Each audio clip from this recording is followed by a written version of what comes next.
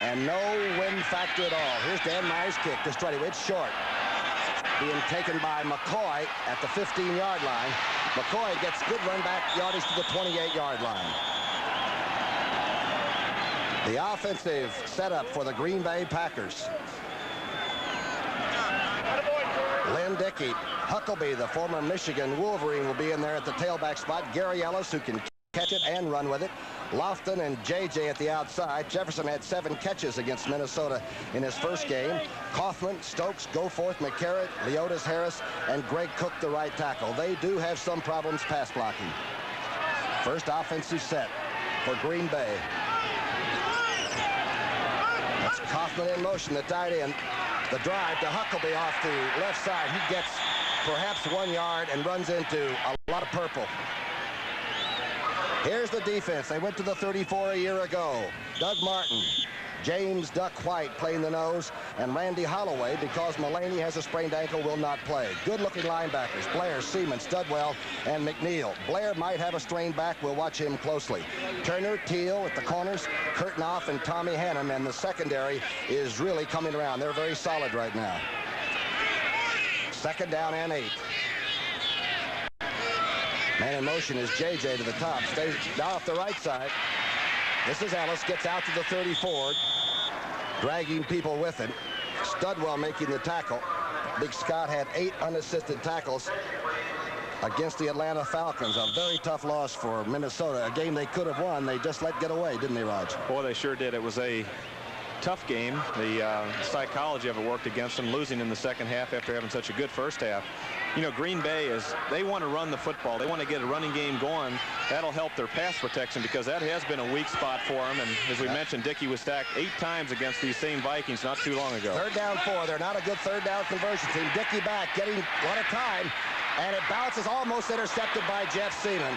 The ball was in and out of the hands of Harlan Huckabee and should have been caught for a 1st down. What might have been. Dickey had the time that time.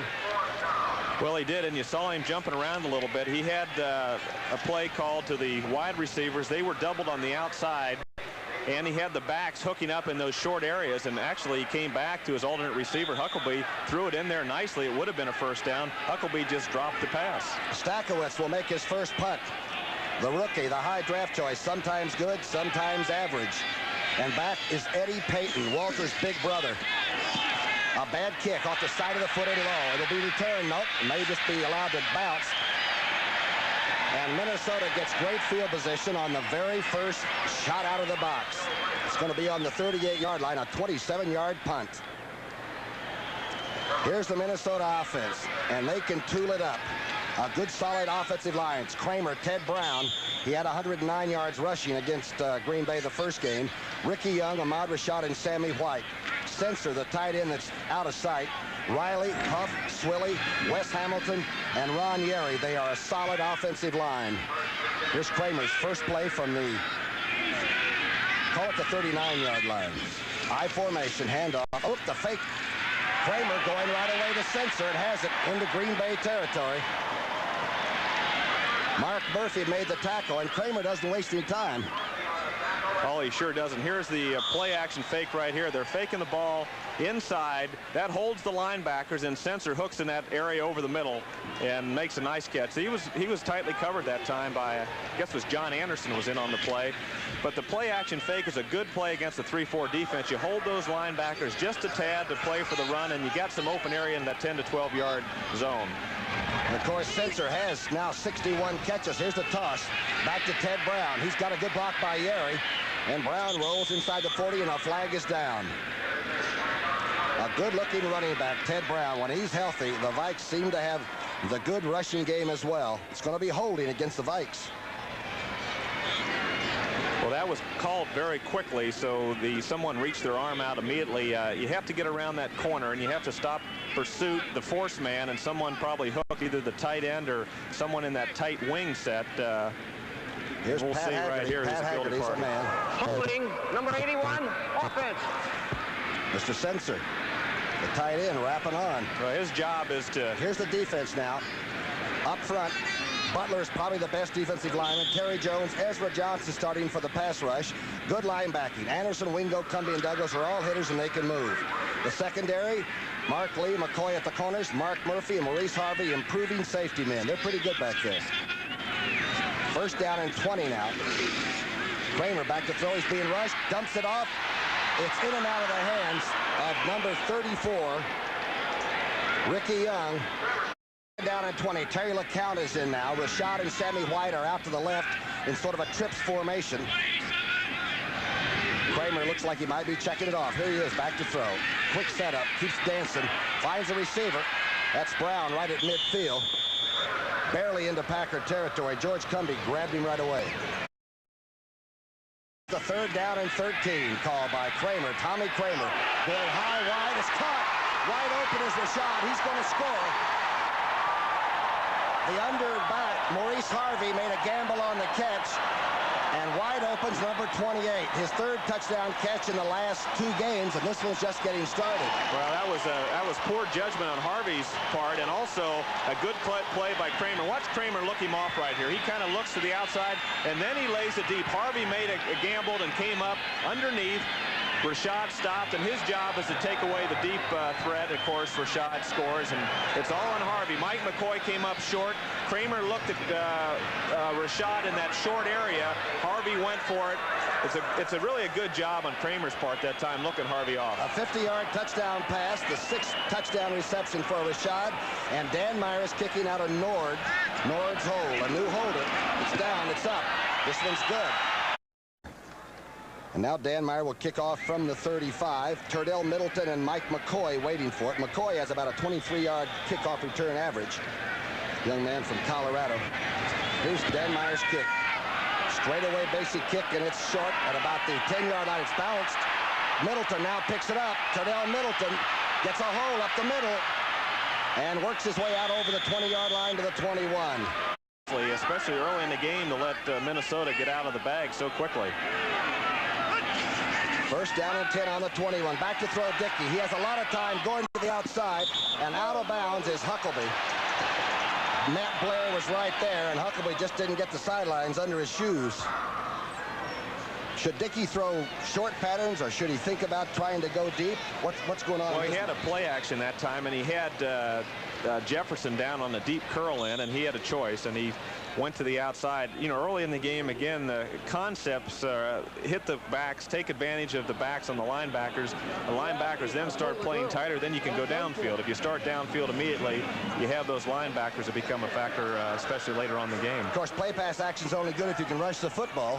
And right now, the Packers have not shown the big rushing game. It's second down and 10. The ball's out on the 21. J.J. coming back, stays in the slot inside. There's a fumble, and the Vikings have it. The Vikings have the fumble as Dickey pulled away from McCarron, and Duck White, the nose tackle, makes the recovery. Wow, the Vikings are threatening to blow this thing open in the first quarter. Well, the Packers in pregame, here's the play right here, and he just drops the ball from the center, and an exchange problem. Either he pulled out too quick, or the center sometimes will snap the ball and hit against the side of his leg, but that's an automatic right there. That shouldn't happen in professional football, but you see it happen now and then. And, of course, it's very costly. And the next time the quarterback gets in there, he worries about it. So it not only hurts you now, it's the problem worrying about the next time. And Kramer might go upstairs right away and put you in a state of shock. By the way, McCarron, the offensive center, a very stable force for the Packers, is starting his 92nd consecutive game. So I would have to think he's been snapping pretty much the same way for quite a few seasons. Well, now is the time that you really try to get into the end zone on a turnover quickly. Kramer's 3 out of 4 for 71 yards and 1 TD. Of course, the big one to Rashad, so he might just take advantage of that turnover and get 6. High formation, Ricky Young and Ted Brown. Brown out of North Carolina State gets the toss back out to the left side. Doesn't get much, gets inside the 15. As we said, the Packer linebackers are excellent. Mike Douglas up quickly. Well, they did exactly as we predicted, Tom. That's why we're analysts up here. It's a lot safer. Ted Brown is not a good practice player. And I've seen some greats on Sunday that didn't like Tuesday, Wednesday, Thursday, and Friday. But he limped around all week like he was going to fail the show. But somehow he gets well. He was beat up in that Atlanta game and rested during the week. But game day, they say he's as as tough and gritty as anybody on game day. Second down 5. Kramer flagging it. Going for Sensor. It's a touchdown. He flagged the ball. Kramer, with the quick feet and the quick arm, has Joe Sensor, the Westchester State number 6 round draft choice. Got to be one of the greatest of all time. And he picks up the touchdown. Well, here it is. Kramer is, again, looking for the tight end. He pumps deep to the outside, comes over, lets Sensor get around the linebacker, and someone tripped. I don't know. Willie Teal got over there late, but it looked like one of the linebackers tripped, either Cumbie or Wingo, and Sensor found the middle of that seam right there. And it's tough when that linebacker is responsible for that short area, and he tripped, and Kramer took advantage of it. He's becoming a folk hero. His 7th touchdown catch this year for the tight end, Joe Sensor. Danmar's kick is good. And suddenly, what looked like it was going to be a tight game might be a rout. It's 14-0 Minnesota. And the Pack ain't got much. Only the coach could play. Bart Starr. Well, Bart is really in a situation right now, the way the season's gone. He's had his ups and downs, and there's the controversy as far as where he's going to be and if he's going to stay with Green Bay. And today was a big day for the Packers. They were ready. I talked to them before the game, and to get off to this shaky start, they're going to have to really have a comeback. Freddie Nixon with a good run back from the 10 to the 30, and the Packers do have decent field position and will get another shot at it. The reason they're going to have the comeback, Tom, is when you have to throw the football, of course, and their offensive line has given up some sacks, you're in trouble. You need to mix up the run and the pass a little bit to get those big passing plays. You're going to have too much pressure on you. So right now, 14-0. The Vikings can tee off. That Cincinnati score was a Kenny Anderson to Pete Johnson pass, the fullback. Buffalo with a Ferguson to Butler touchdown pass has Washington down, and here's the toss back to Ellis.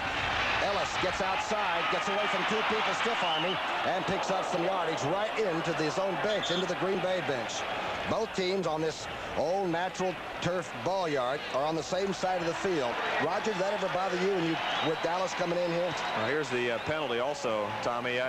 It can. It just depends on, if you're at the far end of the field and you have to send the specialty people in on 3rd downs and you don't get them in time, of course, it's a problem, but you can adjust to that. Green Bay was worried about it because they like to bring in a lot of people on 3rd down. Illegal use of the hands. Number 81. Offense. Now, nothing's going right now for Green Bay. Terry Lewis, the young man, the rookie, illegal use of the hands. How many ways can you err in this game and live? They're down 14-0 early. 10:25 still left in the first period. 3rd possession for Lynn Dickey. Remember, he's got James Lofton and Johnny Jefferson as 2 outside receivers. You've got to be able to find a way to get the ball to one of those guys. Well, that's the positive thing. The other thing is you got to protect the quarterback when you know you're going to be throwing the football. Minnesota has got a good pass rush, especially when they send Blair or McNeil, their linebackers. Pat Haggerty making some kind of a instruction, and it's now 1st down and 20 for the Packers. On the 21. Here's the fake. Fakes the screen out to the left, and now screen right. Ellis has it and has some blocking. Pretty good defensive play, and Ellis gets out over the 26-yard line. Tommy Hannon, the safety man, making the tackle.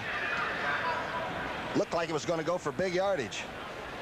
Well, it did. Here's the play right here. It's a fake in, a fake to the left, and he comes back, and you have the people pulling out, Leotis Harris and Goforth, the Larry McCarron, the center, but it's a good job right there by John Turner. He really gets off the block and forces Ellis to the outside, and Hannon's able to clean up. So it really wasn't good blocking, even though you had blockers out in front to let a cornerback pretty much stymie the play. 2nd down and 14. Ball's now on the 27. Packers shocked with 2 touchdowns. Bang, bang. It's 14-0. Kaufman moves back to the left side. Here's Dickey now. Play action, gets back. He's got time. Overthrows. Almost intercepted, and the flags are flying. Well, they're called offensive interference, I believe. I think they're going to change their mind because that ball was tipped. Number 27, John Turner, they're going to call it. But once the ball is tipped, then he hit the receiver. I don't think they'll give it to him on a penalty. They shouldn't. Matt Blair is up there pleading the Minnesota case. It went off his hands. Well, he's got a good case. Offensive interference. I bet they change their mind. They'll change their mind here, Tom. Defensive pass interference, number 27. 1st down. Well, I guess they're not going to change their mind. Number 27. The ball was spiked. There it is, Paul Blair. See, there's the tip. Now, the referee is saying on that judgment right there is that he was hit actually before the ball was tipped, but that is extremely close. Now, he definitely was hit, but to me it looked like after the ball was tipped. So it's a judgment call, and John Turner was covering Johnny Jefferson very closely, and this time he got caught. First down, out on the 41-yard line. Under 9.5 minutes left. JJ is out to the right, and James Lofton, maybe the most dangerous receiver in all of football, is split out far to the left. The officials are having some problems getting their act coordinated too. There's Dickey on first down. Inside drive. Ellis gets out to the 44-yard line. Mullaney is not playing, and Randy Holloway has moved over to the left side, and Doug Martin has moved into that right defensive end spot. Ellis is some athlete, though. He can catch it. He's a pretty good inside runner, and they actually got him, and the Rams cut him a year ago. Well, the Rams had those holdouts in training camp. They came into camp, and they really didn't give Ellis. They liked Ellis. They just had to get rid of some people, and they got rid of the wrong guy. This Gary Ellis has had over 600 yards rushing, 47 receptions, and he's been the stalwart in the Green Bay backfield. The man you're talking about, Roger, just gets away from one tackler. Seaman gets a shot at number 25, forced him out of bounds, curtain off. It's going to be short of the first down. He's a good-looking outside runner, too. I think that might be the big surprise, that he has the speed to bounce outside. Well, the Vikings were very worried about him. The last game they played, Ellis was not in the game. The Vikings have a lot of respect for Ellis, and they feel that's one of the real steals in the league, getting him from the Rams. And it's a concern for the Viking staff when a team picks up a player like that in your division. The Vikings, of course, are very tough at home. They're 5-1 here this year and lead 14-0 on a clear, cool day, about 33 degrees. It's not a factor. It's just nice. Third down and 2. Short pickup now as JJ flies through. The drive. That's Huckabee. Huckabee breaks out. There's a flag thrown. That's holding. Huckabee gets to the Minnesota 40. Curtin off making the tackle, and it looks like it was thrown right in the offensive line. It's right around the center guard position, probably McCarron or... These referees are getting a lot more accurate now. They're actually throwing the flag at the guy that did the deed. I used to try to eat the flag. That didn't work either. Boy, Dickey's having a problem getting anything going. Usually you can tell the guy that did it, he puts his head down also. Holding, number 54, offense. Larry McCarron, the veteran offensive center. Yeah. Here's McCarron, number 54. He's got his hands inside, but maybe that left arm is around the back. Now, as long as you keep your arms inside, they won't call it. But if you get your arms outside of the arms of the defender, they'll call it. That time, that looked a little suspect to me. Sure did. Third penalty against Green Bay. Kaufman going in motion. Whoops. It looked like Martin might have jumped off sides. Dickey's got a free one heading for JJ, and it's underthrown and out of bounds. Looked like big Doug Martin out of Washington might have jumped over and... Offside, defense. It's Pat Haggerty. I'll give you the officials. Pat Haggerty, Dave Moss is the head linesman, Terry Gerke is the line judge, Walt Peters the back judge, Jimmy Poole the side judge, Dave Perry the field judge, and Bob Lewis. Cast of thousands. Here's Pat Haggerty. Offside, 79, defense, third down.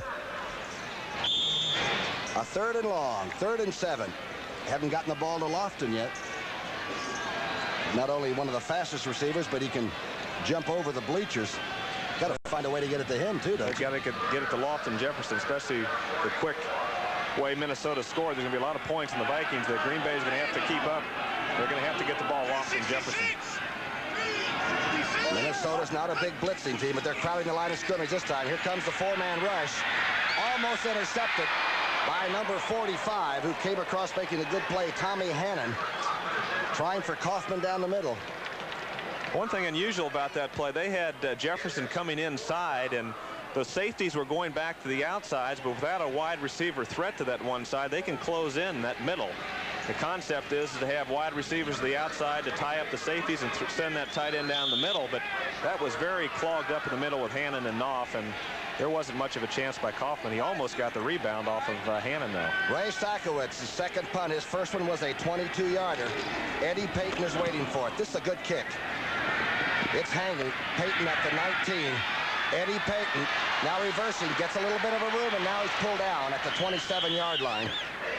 Good coverage by Green Bay on Stakowitz's punt. And the Packers have held. Cumbie made that tackle. And so far, Minnesota's made all the points. Metropolitan Stadium. Of course, the Vikings will be moving into Hubert Humphrey, the late Hubert Humphrey, the great senator from this state, the downtown indoor dome facility. But right now, we're outdoors on natural grass. And this young man can go indoors or outdoors. Tommy Kramer. Back to throw on 1st and 10 from his 20s. It's a lot of time. Finds, I believe, Brown. Or Sammy White, maybe, down over the 30-yard line. As number 50 had to make the tackle, Rich Wingo. That was Sammy White's first catch of the day. Well, Tommy's learned a lesson that he's admitted himself. You can go downfield if the receivers are open on first down, wide open, but take the sure thing. Hitting the back 4 or 5 yards is as good as a run, and he's doing a lot more of that since the middle of last year. He's really taken what the defense gives him, and that's the key for a quarterback. Take what you can get. Don't get greedy. 2nd down and 4, and Kramer is greedy. Back to throw time, dumps it off to Brown. Brown pulls people out over the 35 to the 36. John Anderson, the linebacker, again making the tackle. It looks like he's putting all the receivers out into the pattern and just hooking up people on the edge of those little zones on that 34 defense. Well, that 3-4 defense, you've got a tight end that can go over the middle, the 2 backs in the seam, and you can work 1, 2, 3 right across the way. If the linebackers come up and play too tight, then again you get into the secondary with the deep in routes, the deep sidelines, and Kramer's working a good game here against the 3-4 defense. That's the way to do it. There's Ted Brown, came in with 70, already has 1, of course, for his 71st reception. He's also a heck of a good 1,000-yard rusher. We saw him take Tampa Bay apart. Here's the toss. Back to Brown, running left. Nowhere to go this time. He's really going to have a problem. Packers everywhere. Good defensive surge. George Cumbie leading the way, and they are a bunch of assassins. They're very active. Well, the Packers really have 4 linebackers that do a good job. They pursue well, and of course here's Douglas, number 53, is having a great year. Last week he had some problems against Tampa, but overall he's had a fine year with some sacks and some interceptions, and he really contains that play. He doesn't let Brown get outside, and that gives the inside people a chance to clean up. Good play by McCoy, the cornerback, who came up with the linebackers. Sammy White, Rashad. Back to the left side. Terry LeCount is sort of lined up at a wing position, so you got 3 good outside receivers on the left side now. LeCount goes right. Kramer sort of sprinting out to his right. He's going to throw back on a screen to Brown. Brown gets 1 block and gets hit, breaks a tackle, still breaking tackles, and gets to the 46-yard line on a supreme effort. The 200-pounder just kept it going. Murphy finally making the tackle. Well, Ted limped around all week. This time he's sprinting out to the right, fakes a little bit, throws back, gets the momentum of the Packers going one way, comes back the other way. A good block that time by Jim Huff, or Wes Hamilton, number 61. And that brings Brown into the secondary. Guy that limped around during the week doesn't look like anything's hurting right now. And he runs right over a good linebacker. He ran through George Cumbie, the linebacker here. Kramer's just looking back. Not a whole lot of pressure on him that time. He wanted it that time, didn't he? So no. He could dump it. Terry right? Jones, one of those people coming in, and he did a good job getting rid of the ball. 1st and 10 on the 46, straight ahead for just a couple. That's to make everybody sit down and play honest again. Ted Brown, straight ahead. We saw the Vikings take on Tampa Bay, which is a very physical team. And the Vikings never look like they are, but he had a tremendous rushing day, 129 yards or something, and they were very physical, the Vikings were, against Tampa Bay. Few scores. Cincinnati now, 2 Kenny Anderson touchdown passes, the latest one to Collinsworth, and they're giving Cleveland a real beating early in that game in Cleveland. Pittsburgh leading Los Angeles 7-0. New England on top of St. Louis 7-3. Sam Cunningham just scored a touchdown. New England's having their problems, but they're leading today so far. It's early. 2nd down 6. Kramer, cool as a cucumber, inside. to Ted Brown, who leans forward to probably the 47-yard line. You were with him at a couple of Pro Bowls, weren't you? Yeah, he's quiet on the sidelines, doesn't show a lot of emotion, but he's got a great sense of humor. Remember our first day of practice. Come on. Does he really? Oh, he's really got great dry humor. The first day of practice, I was kneeling in the huddle ready to call a play, and he came over and tapped me on the shoulder and said, I didn't know you could call a play. And it was all downhill after that with Bud Grant. He really... That may be a secret. He wears very well. Win or lose, he really protects his team and his assistants. Yeah, he's a very personable guy. 3rd down and 2. 3rd and 2 short. You got to be careful with a guy like Tommy Kramer. Too much time. He let it go. He tried to check off, didn't he? Tried to check off to 2:34. Yeah. How about this bandito Kramer, though? He's something, isn't he? Well, he's got sort of a reputation as a guy in the fast lane. Doesn't he? He's settled down a lot. He's settled down off the field a bit. And as a quarterback, since I guess the second half of last year, he's played as well as anybody in the National Football League. Very disappointed in his performance last week. He had some open receivers. He threw 4 touchdown passes, but he also had 4 interceptions against Atlanta. And he came out the second half, and they couldn't move the ball, and that gave Atlanta a new life. And he's been really upset about that all week. A 5-man rush coming on in the blitz. He steps inside, gets hit, and still delivers it. But he really got drilled by Big Butler, number 77, Mike Butler. The middle linebacker came up with a 4-man rush, trying for Rashad, I believe. Well, the pressure really gets this ball thrown poorly in front of Rashad, and Butler does come around, but the pressure came also inside from the linebackers, and also number 53, Mike Douglas, was probably the key guy that flashed and caused Kramer to throw that ball poorly. Coleman's first punt of the afternoon, a beautiful sunny day, and by the way, the return men, Nixon and McCoy, will be looking into that sun. It's right in their eyes. That's Middleton and Nixon. This is going over toward Nixon. Should be out of bounds.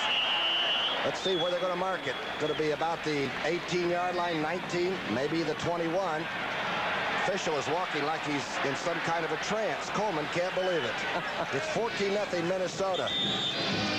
Last time this season, they move into that $55 million beauty downtown where the parking's going to be rough, but 63,000 seats there to watch the Vikings. But this is a great place to come. A lot of great football has been played on this old turf right here. 1st and 10 now. The ball's in the 23, and Lynn straight back to throw. Dickey going deep. He's got Lofton out in front, and it's almost intercepted by number 25, Kurt Knopf. Boy, Lofton was behind their secondary man by 5 yards. Well, Dickey waited just a little bit too long, and then, of course, that prevented him from getting the distance on the ball. He had Lofton going by. He was trying to look off the safety from getting over for some help, and of course that caused the problem, and he just didn't have the distance on the football. Lofton's a 4'3" something 40 man and can long jump about 26 feet, and he had it. He was open. The ball still traveled 55 yards, and it was short of him. Dickey's numbers, 1 for 5, and fighting City Hall here in Minnesota. They're tough. JJ is in motion. Dickey straight back now. No more play pass action. He's got to throw it. Coming under is Lofton, making his first catch to the 27. Scott Studwell digging in. The 2 most expensive players, I guess, on the Packers are JJ and Lofton. They're both making about $20, right? They're doing all right, and they deserve it the way they play football. Of course, he came underneath in his pattern this time, underneath the linebackers for a short gain. One good thing, the Packer offensive line is doing a pretty good job giving him protection. That could pay off before the day is over, because these guys are going to make some big plays in the passing game. 4-man rush now in for Minnesota on 3rd and 5. This will test you. This will make sure everybody's got a man on the line of scrimmage to protect him. Ellis, the fullback's in motion. Dickey straight back now. He's getting the time. Delivers, and Ellis catches it at the 34. Gets the first down. A good move out to the 37-yard line. Fred McNeil taking a ride. Let's go to New York right now for an NFL update. Brent, you got it. All right, Brookie, thank you so much. The Pittsburgh Steelers are really carving up the Los Angeles Rams. Trap play here, no one to trap, and Franco Harris goes 51 yards. He has scored 1 touchdown, 8 carries, 70 yards. Pat Hayden has just been helped off the field. He was injured. The Steelers have intercepted. They're going in for a 3rd time. Back now to Brookie. Don't count the Steelers out. They are not only thinking perhaps a wild card, they may even try to win that division. Cincinnati's leading today too, though. Inside drive with the tight end coming back inside, and Ellis gets out over the 45 to the 46. Studwell again making the tackle. Good-looking play inside. Now the Packers have settled down. They need a good drive here. They need to score, get on the board very quickly after the shaky start they had. But they are moving the ball on the ground a little bit. Every time the Packers get into a 2nd and 8 or 9, though, Minnesota's bringing in the 4-man rush, expecting the pass. And if they can get some running going, it's going to help Dickey a great deal. Short yardage offense. Jim Jensen, the former Dallas fullback, is in there. Number 33. Here's Kaufman in motion. The drive play. Huckabee. Oh, breaks it out. Gets into Minnesota territory. Tommy Hannon making the tackle. Pretty good blocking up front the whole series for Green Bay.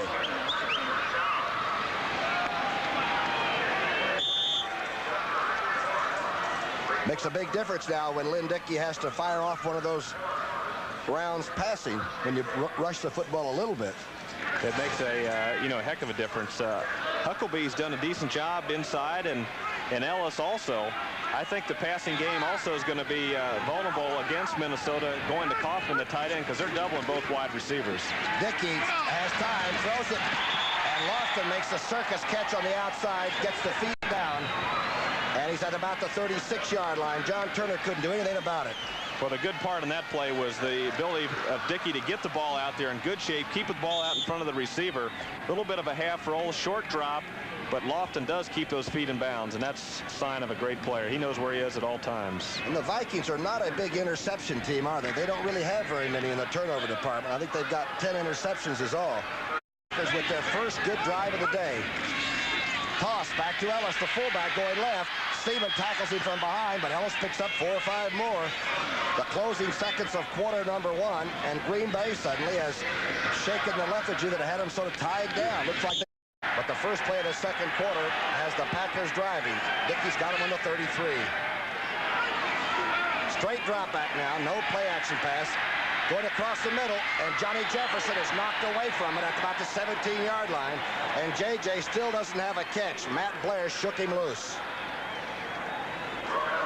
Well, Matt Blair did an excellent job this time. Again, the safeties are back, the cornerbacks are up, the middle is vulnerable, but Blair gets enough drop, enough depth, and he gets in to give the safeties some help right here. Right there, he's in front of it. And nice play by Blair. Boy, he's a big horse, too, you know, at 230 or 228. Well, he's 6'4". He's had 5 sacks this year, so he likes to blitz from that offside. Also, he's a leader on that defense. A big play. 3rd down 6. Kaufman in motion. The tight end straight drop back, faking the draw a little bit, going up over the top. Intercepted by Terry Hannon at the 7, and he's dragged back to the goal line. Straight back out of his own end zone. Dumps it off to Sensor. Sensor gets to the 13-yard line. Rich Wingo making the tackle, and this young man is fearless. He believes in his receivers, and that helps a great deal. That time, again, Sensor, they're nickel and diming Green Bay to death, and those linebackers on Green Bay, who are doing a good job this season, they really have a tough assignment trying to stop Sensor and those 2 running backs and the short passes that Kramer's throwing. 2nd down and 2 inside. Brown, I don't believe he gets anything. Butler and a couple of other Packers throwing almost to the end zone. Looked like he's getting a little bit aggressive and downright ornery. It's a 3rd down call, 3rd and 2 out on the 12.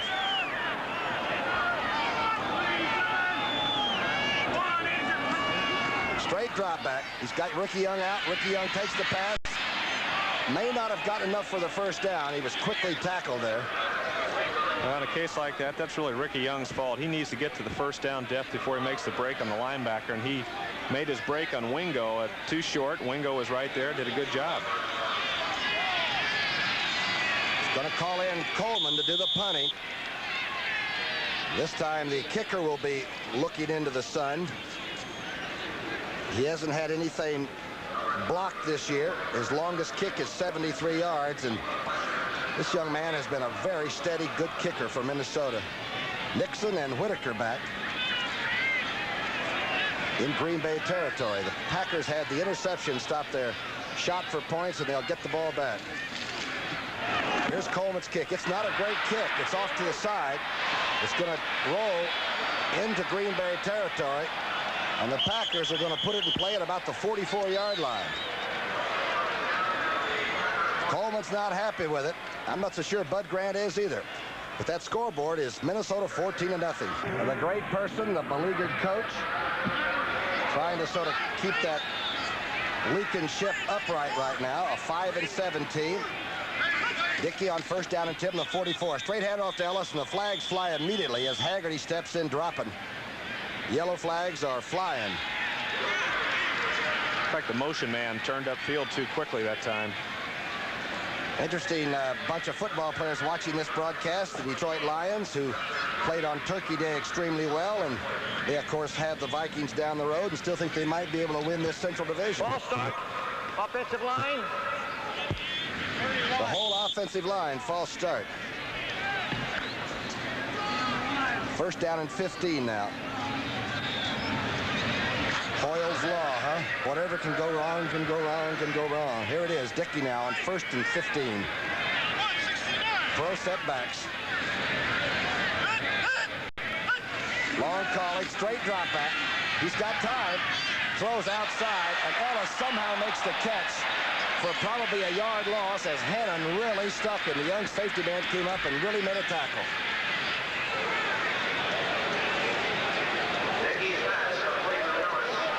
You don't want to do that to your fullback, do you? Well, I tell you, he just put that helmet right in his backhand and read that play all the way. And, of course, they had a blitz on. He had the back out in the flat, and he was right there.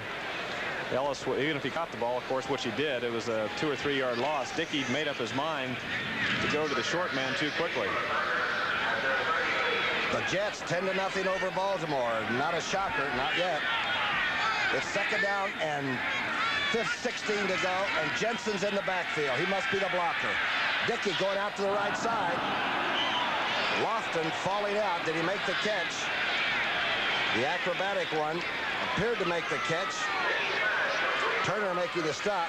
Well, it's a nice play that time by Dickey, and both these teams are playing a double zone. When I say that, it's the cornerbacks come up, the safeties are back, and he pumped to the left side of the field to try to straighten up the curtain off the safety, and then he drilled it into that open area between the cornerback and the safety, and that was his best throw of the day. A big throw, a big first down for Green Bay. Another Kenny Anderson to Collinsworth pass, and the Cincinnati Bengals are finding out their draft choices are playing like high draft choices now. That's J.J. in motion on first down and 10. Now the play action pass being rushed, and Dickey hangs it up, and J.J. makes the catch at the 29. Kurtnoff watching on the play, and Doug Martin got to the quarterback just as Dickey released it. Well, Jefferson really concentrated on this ball. Of course, Dickey's hit as he throws the ball, but Jefferson knew he was going to get hit in the back, and he still pulled the ball in right there, and nice play by Jefferson. And, of course, Dickey turned out to be a heck of a throw under some very trying circumstances right here. I would say trying circumstances. Look at this. Wham. A great catch by J.J., who might have the best body control of any receiver that I've ever watched. First and 10 now on the 29. J.J.'s in motion, stays in the slot, going to the right side. Lofton has it and then coughs it up around the 10-yard line. They're going to call it incomplete. For a step, it looked like number 80 had it.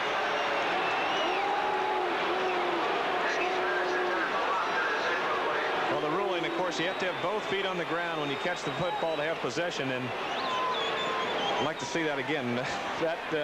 His right foot hit and looked like his left foot hit, and then the ball popped out. Seaman made the poke check and got the ball out. Yeah. Pretty close. The Packers are lucky they called it incomplete because the Vikings came up with it. Here's Dickey back to throw. He's got time and throws for Lofton. This time he catches it at the 11-yard line. But he's been throwing the ball with some authority now, and also getting good protection. Lofton came in with 55 catches, and he scares you to death if you're playing defense. The first down drive by Huckabee bounces off and gets to the 5-yard line. The Wolverine that time hit the hole in a hurry. And this team, the Packers, really miss Eddie Lee Ivory, the young man from Georgia Tech that got the knee torn up this year in the opening game against Chicago. He is one of the very fine running backs. And I think Bart Starr's team really misses him. Works in the league, and without him, it's tough on the ground. Here's the play inside the 5. Jensen carrying, maybe got a couple. The crowd now coming to life. There's no 14-0 blowout. In the 3rd down and 2. On the 3. 3rd and goal. Ellis and Huckabee, the starters, are back in there. And the crowd is yelling defense, defense, defense. Huckabee's in motion. Dickey back to throw, rolling to his right. Now he's trying to dump it over, and it's knocked away. Number 25, there's a flag down. Defensive pass interference in the end zone. First down, 1 yard line. I think Bart Starr's glad. There's one thing about Bart, he accepts the responsibilities and gives it his best shot. It's 1st and goal. Packers have been shut out so far. We're in the 2nd period. Here's the straight handoff. Huckabee's got it. Straight ahead, covering up the ball. Huckabee scores for Green Bay, and I don't see any flags. Touchdown for Green Bay all year. Here's Jan Stenerud. Stokowitz is holding the young kicker, and it looks good. It's going to be fairly short. Kicking away from Eddie Payton. Number 49 has it coming back out. Keith Nord. And he is dumped at about the 16, and the fur flies for a minute. Weakness of the Green Bay defense against the run. They've pretty well shut down the run. Sammy White comes in motion, stays in the slot. Kramer dumps it to Ted Brown. And Mr. All-Purpose gets to the 25-yard line. Douglas is tripping him up there. Kramer with 6 400-yard afternoons or evenings. You like him? Is he about as good a reader as there is around? Well, he really is. He's got a good handle on the game. Les Steckel was telling me, who handles the quarterbacks, that Tommy really has a feel for what's going on. It's like a camera coming into focus. The more experience you have, he sees things. He has the ability to dump it off to the backs at the right time, and he's got a wide variety of receivers, and he uses them all. It's amazing how many receivers are really involved in the action for Minnesota. And again, Green Bay's done an excellent job stopping the run, Tom. The quick draw didn't work. Mike Douglas in there. And I believe George Cumbie, the big linebackers, not big linebackers, but I say aggressive linebackers, filled it up. It looked like Green Bay's beginning to knock each other around in the defensive huddle, and their offense has gotten them on the board, and they're not about to back out of here. Go to somebody else's stadium, you got to play tough. 3rd down and 3. Ball's on the 23. Kramer, straight drop back. He's got everybody out, and he's being sacked. From the outside, Mike Douglas, number 53, came and hit him a good lick. Well, Mike Douglas, 6.5 sacks coming in this game. That's 7.5. That's that weak side linebacker coming, and he's come strong. He's in the mold as far as the weak side linebackers in the league right now. The Hugh Greens and the Lawrence Taylors playing from that 3-4 defense. They really have a shot at the quarterback, and if a guard doesn't pull out in time, in that case, Dennis Swilley, the center, was supposed to pull out. He didn't get out in time, and if you have a back trying to block him, sometimes these big linebackers run over the back. That's why they're getting a lot of sacks. Okay, Roger, here's Coleman now to punt. His last punt was not a good one. They're coming for a block. This is not a good punt either. It hits at the 40, the Minnesota 40, and taken at the 45 and dumped is Bill Whitaker. Studwell was down under that punt, but not a long kick. And Green Bay sets up shop in Minnesota territory. They trail 14-7. A shaky start. Of course, he's getting some of that rust off. He hasn't played since November the 8th, and he's pretty well putting the ball in the money, especially the last drive. And great receivers. The fake draw, the fake screen left, and he's going deep. Going for, intercepted. A great diving interception by Kurt Knopf. A tremendous play as Huckabee looked like he was open till the ball was thrown. Seemed like he waited just a little bit too long that time. Huckabee also got deep, and of course, there's the penalty right there. Going to replay the down. Offsetting penalties. Well, tell you, that flag was hidden. I didn't see any flag at all, and it was right smack on the 50-yard line there. So that's a big break for Green Bay. No, maybe it's against Studwell's trying to get it clear with Haggerty.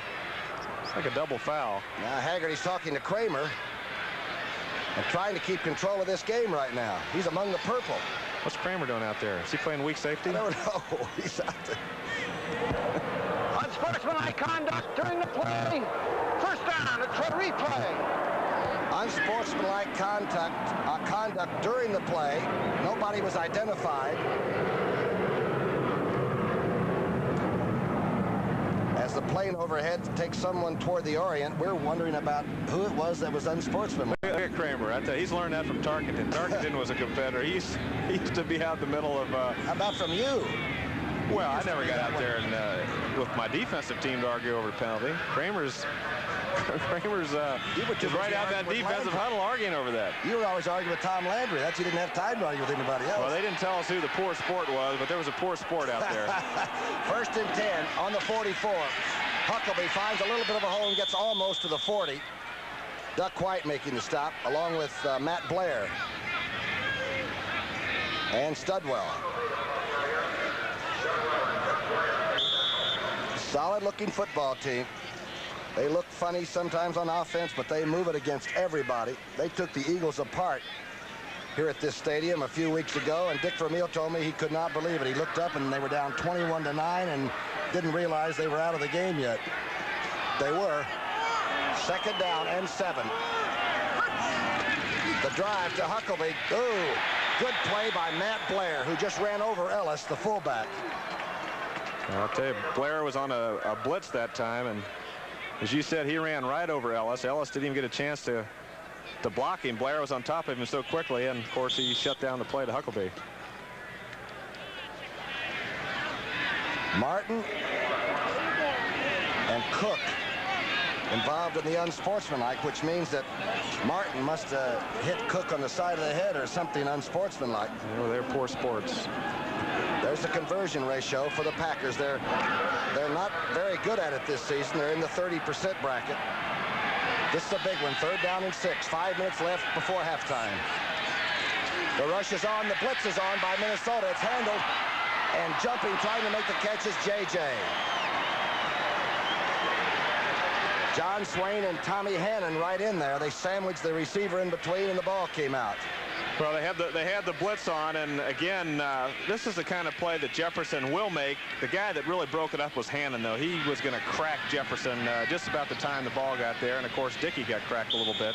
But Hannon really broke up that play, and Jefferson has made those before, and the Pack needed a big play at that moment. They didn't get it. Stakowicz now will try to nail one into the corner. He's kicked 10 of them inside the 20. Charlie Ani is snapping the ball.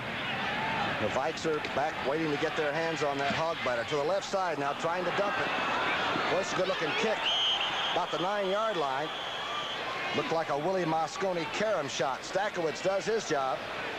The Vikings get the ball, but they got a long way to go. Should be a good fight. Kramer's 10 of 12 for 124 yards and 2 touchdowns. Ball's on the 11.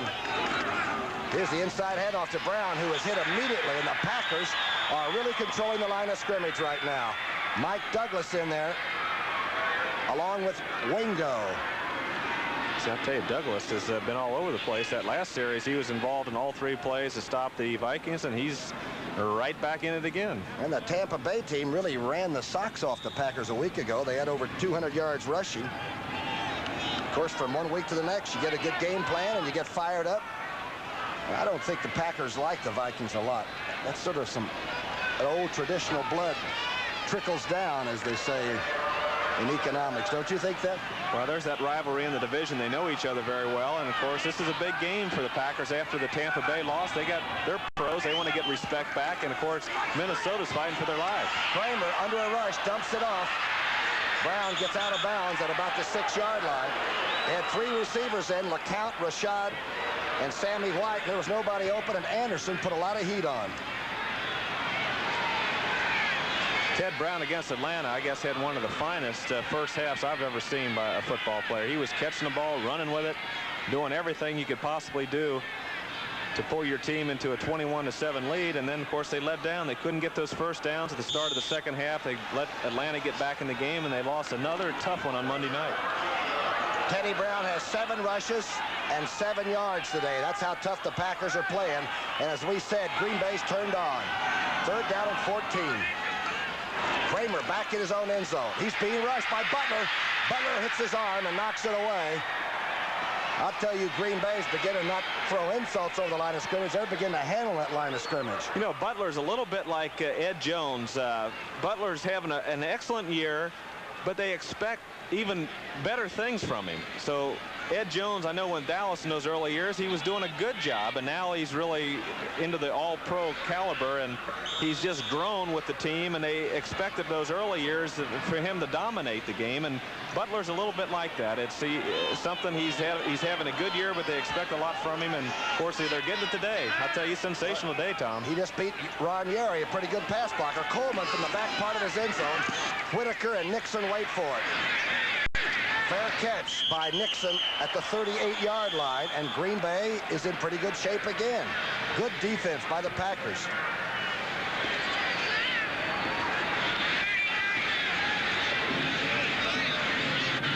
Have controlled the second period. Almost offsides. He gets back. It is offsides. He's got a free one. It's a screen to Ellis, and Ellis drops the ball. Offsides against number 79. Might have jumped. Maybe that's Doug Martin. Gary Ellis is pretty sure-handed. Offside.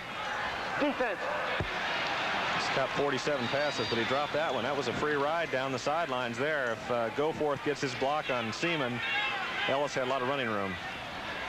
The Vikings have lost their steam. They scored quickly. First possession, a long pass to Rashad. Next possession, another touchdown. Yeah, that can happen. You know, you relax. You get those quick ones, but you don't realize that if you analyze them, they weren't as a result of long drives. They were a result of breaks and a mistake. So Green Bay is a team to reckon with, and they gave up a couple easy ones, and the Vikings really got complacent. 1st and 5. That's Ellis, the fullback, in motion.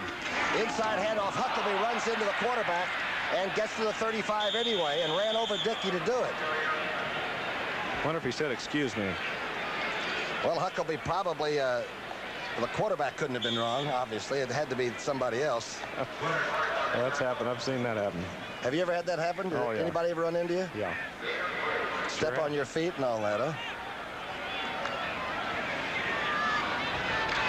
2nd down and 2. A pickup of 3 by Huckabee on the bouncing play. Packers, inside handoff to Ellis. Wow, Duck White makes a tremendous play, and Ellis loses all the way back to the 37. Martin and White really came that time. Talking about people running into each other.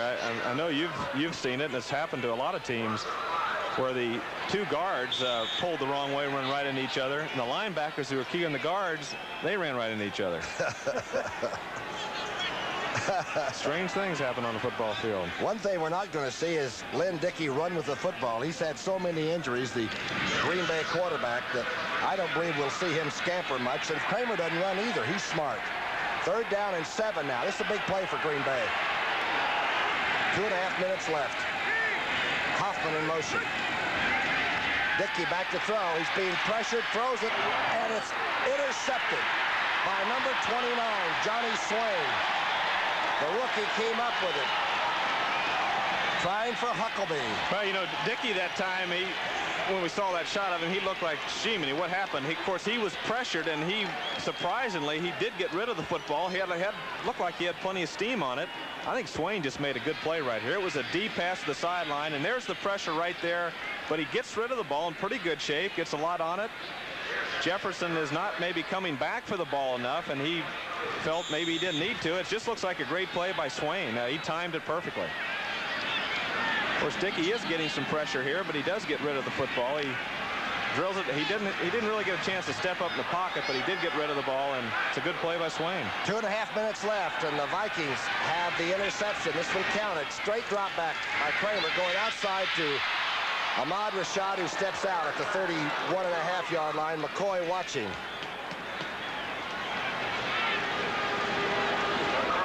Here's Ahmad on the deep sideline pass, and it's one of the few times they got man-to-man and onto the outside. They've usually been bringing up the cornerbacks to safeties deep, and then Kramer dumps it off to a tight end to the back. So if he has something to the outside, he'll take it. You know, Reichow and, of course, the whole organization, they've drafted a good team. They've got 11 number ones. I could consider Rashad a number one. He was years ago. 11 number ones and 8 number twos on this squad. That gives you a lot of quality, and they're beginning to play like it. Second down and 1. That's Sammy White in motion, stays in the slot. Kramer's going to dump it. Finds Ricky Young at the 37, and Douglas finds Young too. When Kramer was drafted as number 1, I remember Tarkenton was a quarterback here, and he was to the Packers in the second period, but only 1 touchdown resulted. Kramer's got the ball on his own 37.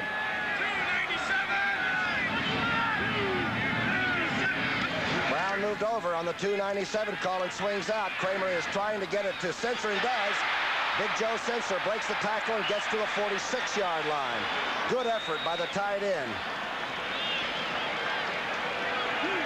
Jones, the nose tackle, had to make the tackle on former basketball player at Westchester State. You have to hurry up offense in here in that 2-minute period. Second down 1. Kramer in the slot into Green Bay territory with 1:27 on the clock, and it's ticking. It's hard to put a lot of pressure on Kramer when he's throwing 5s and 10s. Well, they got those 3 wide receivers. Dallas, doesn't it? Only missed the playoffs from this division, winning the division 2 years, 72 and 79.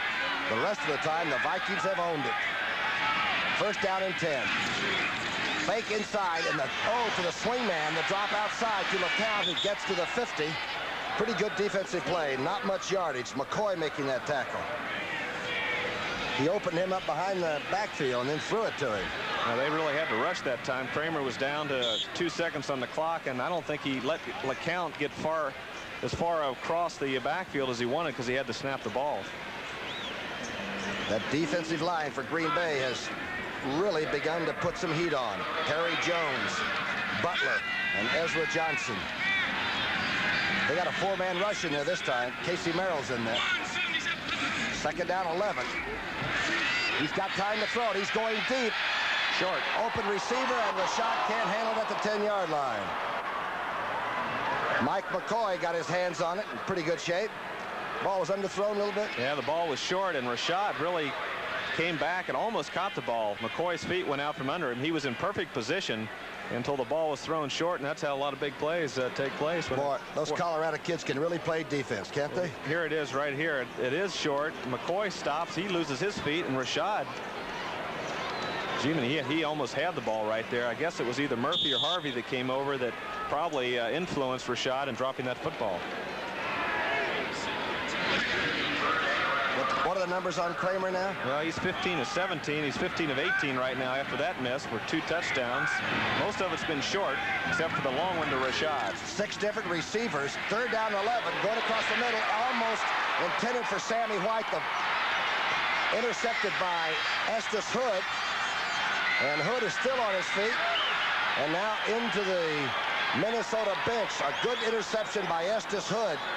He took one back for a touchdown against the Giants. Swilly finally had to make the tackle on him. Well, Estes Hood is the extra back that comes in the game, and of course he does an excellent job right here. He stays with Brown all the way across the middle, and Kramer's drilling it down the middle and again between the safeties, but Hood's on him man-to-man and just steps in front of the ball, and of course he makes a heck of a play. It was on Sammy White. He stepped in front of White. He had White all the way across the field, and Hood, that's his 3rd interception of the year, and he's having a heck of a year coming in on the special situations for the Packers. All right, what kind of a 2-minute thing are we going to see from Lynn Dickey now? He's got, again, the great outside receivers and Kaufman, and 1:01 on the clock and a 7-point deficit. Here's the last part of Estes Hood's run back, and a good one it was. He's got 3 timeouts, Tom, so they do have time to get in at least field goal position. 4-man rush. It's on purpose. It's a screen to Ellis in the flat. Ellis is going to get into Minnesota territory, picking his hole as they let the defensive line in and then screened outside of it. They'll take one of those timeouts now. They've got enough time. They need a good drive right here.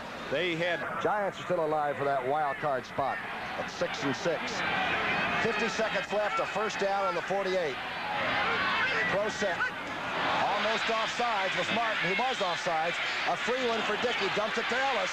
Ellis gets away at the 40 from one tackler. Cuts back inside. Oh, no. He should have got out of bounds right there, Tom. He thought he did get out of bounds. Of course, the penalty will stop the clock. So that'll be a big help for Looks like he got to about the 30-yard line. Green Bay. Of course, they'll take the play, but the penalty did stop the clock. He made that one cut and looked like he was going out of bounds. Defense, number 79. Martin offsides again. That helped him with the clock because once Ellis did come down, when he cut back inside, he did not get out of bounds, so they would have had to take a timeout. So, boy, he made some good reception of that. Ellis with excellent maneuverability for a big running back. There was Martin jumping off sides. Dickey's looking downfield and just lays it over the line of scrimmage in front of the linebackers, in front of Studwell, number 55, and of course McNeil tries to get over there. Here's the move right here that kept him in bounds. Of course, the straight back. He's got time. Going for J.J. and Johnny Jefferson is almost knocked out at the 15 by Tommy Hannon. What a Dickey's looking at him all the way, and Hannon is back in that safety area, but they're playing him pretty tight. Ooh. Boy, he just hits him perfect. He did not use the helmet. He didn't try to impale him on that helmet. That's a good, solid, clean hit right there. But some hit it is.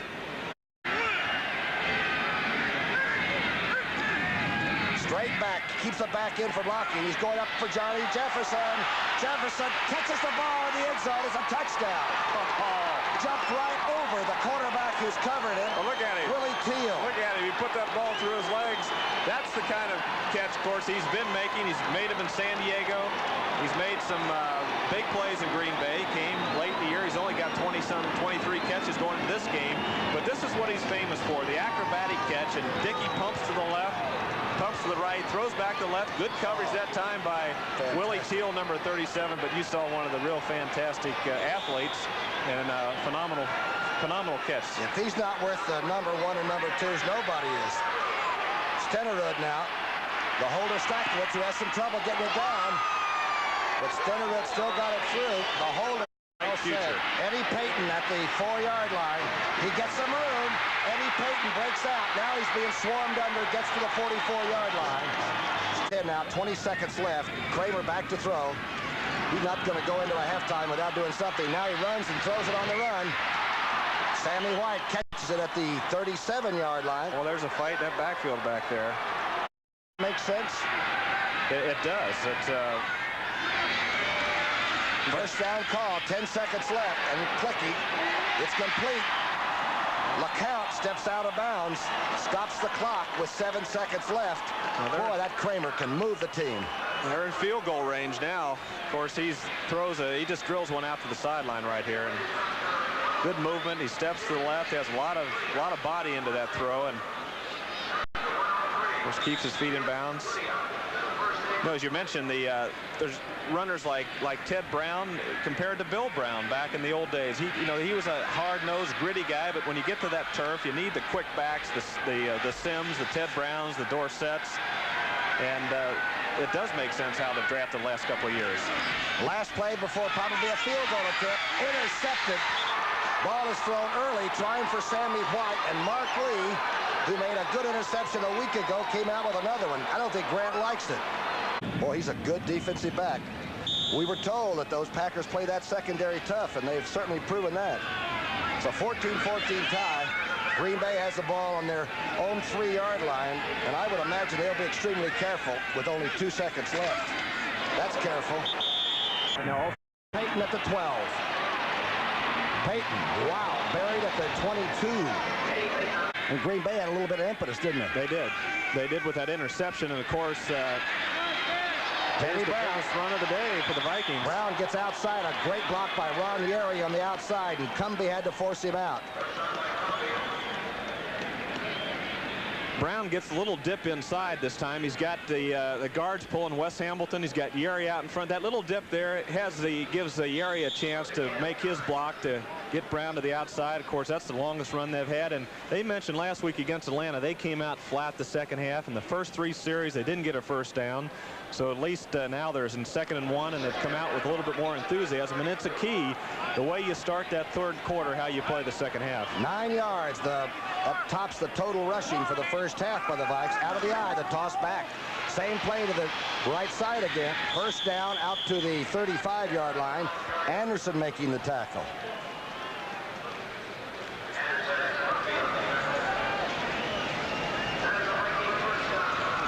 See who did the best job at halftime. Bart Starr and his fine staff are the Vikings, and that's a solid bunch of veteran coaches to try to turn things around. There's a first down.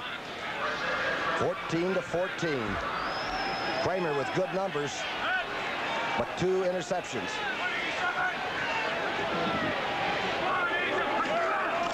Straight drop back. A lot of time dumps it out in the flat and over Brown, and almost a lateral. A very dangerous ball to let float around. Ezra Johnson got back out there from the defensive end spot too. And Sammy White has been very quiet, and I think he's one of those underrated receivers. He makes big catches down the middle. He's a fine one. On 2nd down 10. Straight drop back. Everybody out. Kramer going to the outside. Sensor has it. Eyeballing the linebacker Anderson and gets out over the 46-yard line. It looks like a first down. Horse too. Pretty good basketball player in college, and big old raw bone thing that somehow the Vikings, Jerry Reicha and company, dug him up. So let's take a look at him. Not bad. 1st and 10 now. Out on the 46. Kramer straight back. He's going a little bit deeper down the middle. Underthrown, intercepted. Intercepted by Maurice Harvey. And Harvey still on his feet. And inside the 40. And Ryan being pressed. The Packers have really taken it to him. 3 interceptions. Here it is, the fake draw. And out in the left, Huckabee can't handle it. Is that a lateral or a pass?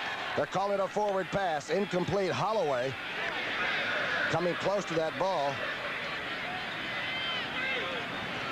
The signal goes in from the sidelines to Lynn Dickey, who has had more injuries in his career than Roger than you had, really. He's recovered, and he's in the driver's seat. The delay handoff to Ellis. Ellis picking his way.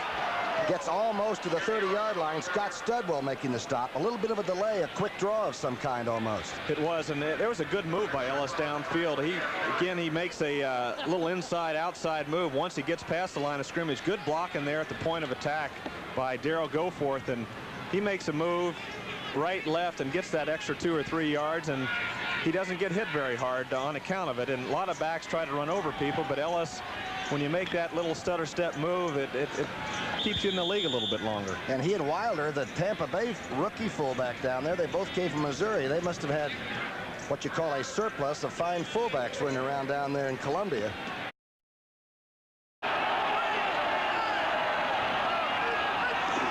Dickey hands off to Ellis, cuts back. He's got the first. He pulls Studwell enough forward to move those sticks. Haggerty tells you emphatically. Packers have that feeling. It's a 1st and 10 on the Minnesota 26. Fake straight handoff, going for the slot. That's Lofton inside the 10. He makes almost a 10-yard line. Willie Teal hanging on. A pretty tough catch. Well, again, the play action fake is to give him a chance to throw past the linebackers, and he throws past the linebackers in front of Kurt Knopf right here, who gets over there a little bit late. And also Teal, of course, had him man-to-man, and Knopf got over there late, but it's an excellent throw. Good play action fake by Dickey, and he really drilled the ball in here. Good play. Laughlin concentrated, knew he might get hit, but actually Knopf missed him. Packers are moving. 1st and 10 now on the 10-yard line. The toss back to Huckabee. Huckabee inside the 10-yard line, stumbling. Boy, the Vikings look flat. I have to agree with you. It's interesting right now. It's 2nd down and 9. Dickey back to pass, keeps his back in, going to the flat. He's open. That's Huckabee. Huckabee may have scored a touchdown. He's got it. He's got the touchdown. John, and the Here's Vikes Dickey. can't stop him. He's looking, he pumps a little bit. He tries to get the linebacker off of Huckabee, but actually number 27, John Turner, was out there in that short zone, and that little pump got him inside, and Huckabee caught the ball, got around the corner, and scored. Third touchdown reception for Huckabee. Stenerud. Straight through. This one at the 9-yard line. Eddie Payton straight up the middle, gets a hole, weaves, gets to the 30-yard line before he's dumped. Fake drive on the eye, going outside to Sammy White. White has it to the 46-yard line. Mark Lee shoves him out. I like Sammy White. He's a smooth runner of patterns, and he runs a good pattern. Yeah, that's a good play. They have two wide receivers to the one side, and that running fake again holds the linebackers and got Sammy White man-to-man on Lee to the outside, and it's a solid play, and Kramer really looks sure of himself on that play. A pickup of 10 yards at least. They move the chains out to the 47. A beautiful day and a quiet crowd. And the Vikes started out like a house of fire, and somewhere the offense went south. Straight drop back by Kramer, going to the outside. Rashad with about a 9-yarder and steps out of bounds. McCoy forcing him out.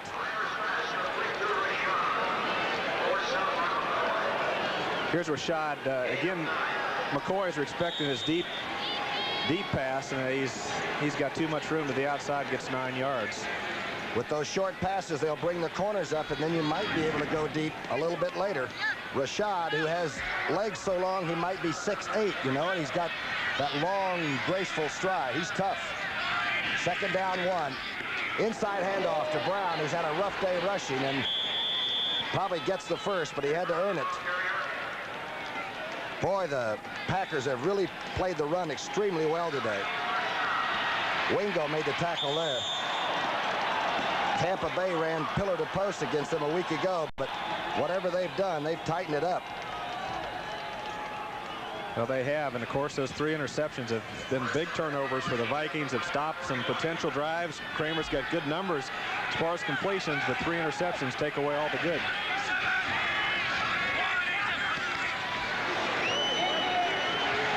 Kramer rolling, throwing back, senses open.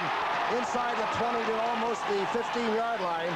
Maurice Harvey hanging on. Boy, he had this whole side flooded over. He had White over here. He had Rashad. He had Brown all to his right, and he's rolling to the right also. And there's Sensor Lonesome coming over the middle, and it was set up all the way. He looked back to Sensor, and Sensor got between number 59, John Anderson, and in front of that secondary, Maurice Harvey. And excellent play.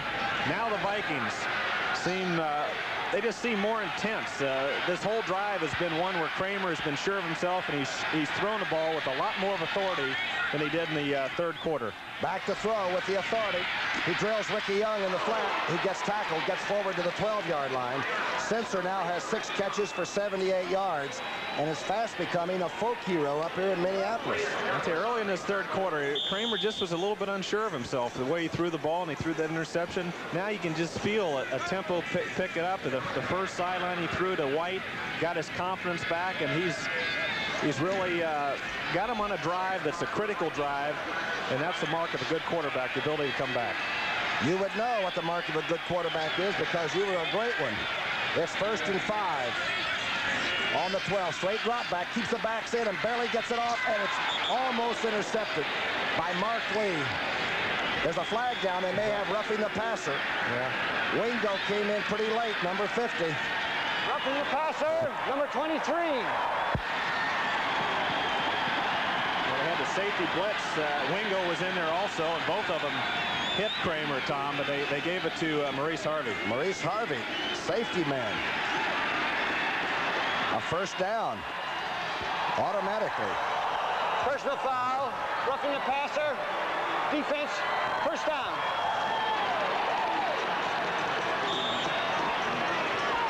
Now it looks like his helmet, when he butted him with his helmet, that's where they gave the roughing call.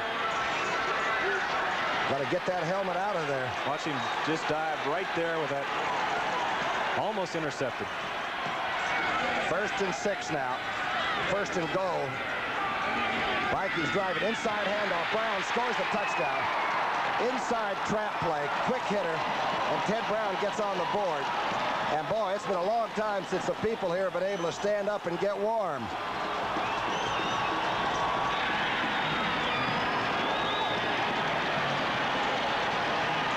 I watched a strange game. Here's the inside trap right here. Number 51 blocks, and then Yeri comes across, picks it off the middle linebacker, and Brown's into the end zone. 28 yards rushing now, and almost all of it's been in the second half. On 11 carries, he's had a tough time, but he made it. Danmeyer now with Nord holding. Only 2 basic kickers left. Here's one of them. He misses it to the right. The Packers are saying he missed it to the right side. He's missed 2 extra points this year. Make it 3. And that one is large indeed. The buck stops there. Here's Danmeyer's kick from the 35. McCoy at the 7-yard line. A good cutback. He's got some running room. McCoy finally pulled down out over the 35-yard line. A good run back. Green Bay with a 1-point lead with a missed extra point. Henry Johnson making that tackle. Don't forget the second half of the doubleheader. The Giants at 6-6. They coming off that big win over Philadelphia take on the 49ers. And of course the 49ers, if they win, they've got a lock on the Western Conference. Tampa Bay, of course, is having their problems. Detroit is not having a problem today. They're just pulling like mad for the Green Bay Packers. Then they would be in a tie in this division. Ball's on the 36. That's JJ in motion. Toss back to Ellis. Oh, Nellis hit by Holloway. A loss. Looks like the Vikings have been stimulated. This play was stopped almost immediately. Holloway penetrated. McNeil was over there, and slow developing play. You got the right guard pulling the left tackle, try to get out in front, and of course Holloway with a block on Kaufman doesn't get his man Holloway, and Holloway stops the play, and Jeff Seaman comes in to clean up, and about 18 other Vikings happen to be over there. Both teams now getting fired up. A lot is riding on this football game. Second down and 12, a loss of 2. Dickey being rushed, a all-out blitz on. Let's see if there are any flags around there. Dickey was slow getting up. Knopf fired in from the safety spot. Everybody but Bud Grant came that time. Yeah, well, Dickey's protection's been pretty darn good. Here's the safety blitz this time. Knopf is coming in 25. No one touches Knopf. Everybody else is picking up linebackers and guards, and you got to have a quick down and in or an automatic. Someone's got to read that out as a wide receiver to change a pattern. They had all 3 receivers going deep, and of course Dickey had no chance. But without the pressure by the on the blitz, the offensive line of the Packers has done a pretty decent job today. That's a pretty good defensive call. It was at the right time on a deeper drop. It's third down and 12. 7:40 left in the third period. Dickey trying to get, here comes the blitz again. The safety blitz is on. He reads it. Lofton has it at the 45. He's got a blocker, Kaufman. Lofton is still on his feet, and he's dragged down inside the 25-yard line. See, that time they read it perfectly, and that's what the wide receivers have to read as well as the quarterback, because sometimes you can't audible, they can come out of it, but this time Dickey was ready right away. He was hoping for it, as a matter of fact, and of course Lofton read it. He's got to read the safeties. That's the only type of blitz the wide receivers can read. If the safeties come, they can't really tell if the linebackers. It's tough to read that. This time he did it, threw the down and in. Perfect play against that blitz. Who made the tackle? Jeff Seaman, the linebacker, finally had to make the tackle. Seam looking. He saw the safety going. He saw Knopf going, and of course he made a nice play right here. And they had worked one time for the Vikings, and they were burned on it. Lofton has 6 catches for 102 yards. Here's Ellis straight up the middle for yardage. Tommy Hannon making the tackle. Ellis getting up slowly. It's a first down. Here's Ellis up the middle. Good, nice block and inside by Teardale Middleton, also number 31. First down as Ellis takes a breather. Jensen. It was Gary Ellis, number 31. I thought Teardale had come in the game. Of course, Ellis made a nice run, and Huckleby really got the block. Jim Jensen, your old teammates in there with Huckleby. The Packers are driving. They lead by 1. Here's the drive play inside. Huckleby gets away from Seaman to the 6-yard line. Tommy Hannon again making the tackle. Huckleby is really running quickly. today, huh? He's a slippery little guy. I tell you, he's made the grab on the end zone, near the end zone, scored a touchdown, and he's had some decent yards rushing today. He's had only a 3.2 rushing average. He's caught 22 passes this year. He's been a good addition to the Packers. He's a performer. He's not a great Sims, Brown, Dorsett type runner, but between he and Ellis, they've put together a pretty decent running game. 5:34 in the third period left. Inside handoff to Huckabee, dances away. There's a flag down. Huckabee's going to score. There's a flag down near the line of scrimmage. Hold on.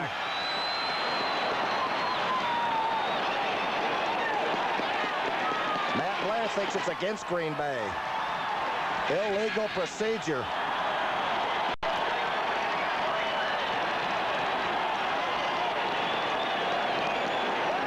Huckabee danced outside. It was wide open.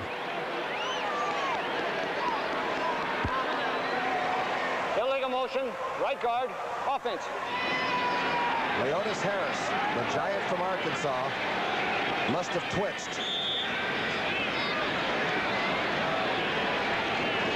Second down and 9. Deep in Minnesota territory. Listen to the crowd. You know, Kaufman hasn't really been in the passing game today. It's about time for the tight end to do something near that goal line.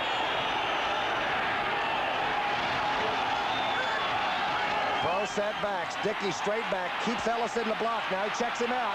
He won't run with it. He's going to have to, and now he's dumped on at the 13-yard line. Studwell and others. He didn't want to run with that ball, obviously. Yeah, Dickey's been banged up. He's not the running type. He's a good pocket passer. 14 for 26, 208 yards. 2 key touchdowns. Of course, 1 interception early in the game. It was a poor one down around the goal line. Other than that, he's performing pretty well. We're thinking pass now. Will he roll a little bit to the right or the left, maybe, just to get a little time to look at a couple of receivers? I would think in this area right now, the tight end is a key receiver. Of course, Jefferson making one of his spectacular catches. All right, J.J. and Lofton are to the left, to the bottom of your screen. Dickey back to throw. He has time, dumps it over, and Kaufman, the person that Staubach called for, makes the catch. For a first down, it'll be goal to go. McNeil made the tackle. Kaufman came from right to left, right across the field, and Dickey was looking. He had 2 wide receivers on one side, and here's Kaufman. He just beats McNeil. He gave a little move to the right, cut back to the left, and beat McNeil by a step or 2, and of course that's a big first down. Boy, what a good job blocking they did. The Packers up front, McCarron and Harris and everybody else. Cook. Well, that's the area that needs to be shored up a little bit. They've had some injuries in that offensive line. It hasn't performed the way the Packers have liked, but today they've done a pretty credible job. Ellis and Huckabee, short yardage, first and goal from the 2. The pass, Dickey dumps it over. It's missed by Kaufman in the end zone. Oh, boy, McNeil really was on top of Dickey very quickly that time, and he had to get rid of the ball just a little bit too soon, and Kaufman would have had a chance if Dickey had another split second. But watch McNeil come across. He almost tackles him right here before he throws the ball. Of course, Kaufman just had the ball out in front of him. Offensive line blocked like it was a running play to try to get the arms down and cut him down the line of scrimmage. It's now second and goal on the 2. 21-20 Packers lead, 3:48 in the third period. They'll probably come back with a run this time. Here's the run. Huckabee around the right side. He doesn't get there. He's going to be a yard short. Dennis Johnson jumping up and down, also making the tackle. Green Bay is 3 for 3 on third down conversions in the third quarter. But this is not a conversion. This might be the ball game. Third and goal on the 1. There's Bart. A little nerve-wracking when your team's on the 1-yard line on third down. Remember his quarterback sneak against you guys in the Ice Bowl? Not with Dickey. Handoff. Huckabee gets close. He got it. They said he got over it. And Bart Starr breathes again. J.J. clapping in the background. What a turnaround. Look at this. Don't tell me they aren't together as a ball club. Well, they've had some real big plays. None was bigger than that max blitz on third down when Dickey and Lofton Reddit set up this touchdown. Really got him down into that scoring range. And, of course, the catch by Kaufman was another big play. Stenerud dead straight for Stenerud's kickoff. It's a very short kick. Taken at the 14-yard line. Nord, good run back. And Minnesota does have good field position. They are facing the sun here in the third period. 64 yards on 10 plays. 10 plays, and 2 of them were as big as Green Bay will have all year. The pass to Kaufman, and, of course, the pass to Lofton. Of course, if Green Bay would win this, they would go to 6-7 and conceivably are still not out of a crazy wild card situation. That's right, and this race, of course, for the division lead is crazy also. Detroit's a hot football team right now. Lost a lot of close games this year, but they keep bouncing back. Hippel's having a fantastic year, so they're in it for the division besides the wild card. The fake handoff. Kramer beat Chase, throws back to Sensor. Good tackle on the 30 by Mike Douglas. Did he read the play and make a super tackle? Now, Douglas watched Sensor all the way. He was basically either guessing or had help on Sensor man-to-man because he was right with him. Kramer rolls to the right, and Douglas didn't move a step. He just stood over there with Joe Sensor. The Green Bay linebackers have been agile and mean and tough all year, except perhaps against Tampa Bay last week. And they don't know why they played so poorly against the Bucs, but they've got it going today. Second down and 15. Sensor's in motion, back into the slot. Kramer going outside for the tight end. He makes a juggling catch to the 39-yard line. Anderson making the tackle. Good catch.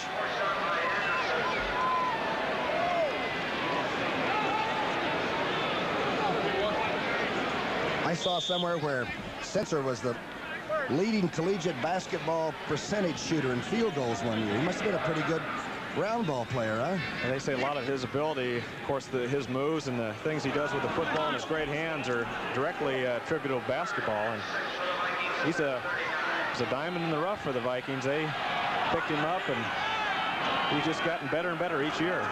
Kramer back to throw on third down and a half. Almost intercepted, and then almost caught by Sammy White. Mark Lee got his hands on it.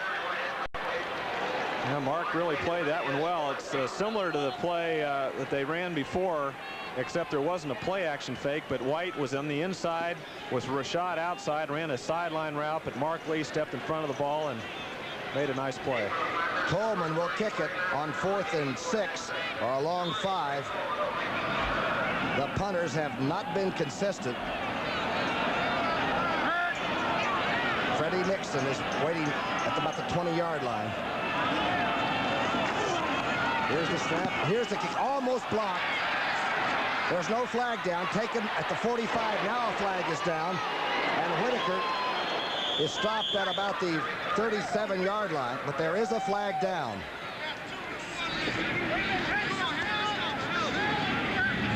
Well, here's the play right here. The guy was blocked into the punter. And, of course, McNeil went in there also, so there's no interference on the punter. That was Murphy, Mark Murphy. You're blocked into the kicker. Personal foul, post possession 22. 22, personal foul. Mark Lee. Mark Lee. And today he has not been bad. The handoff to Ellis. Dancing gets over the 20-yard line to the 21. Seaman making the stop.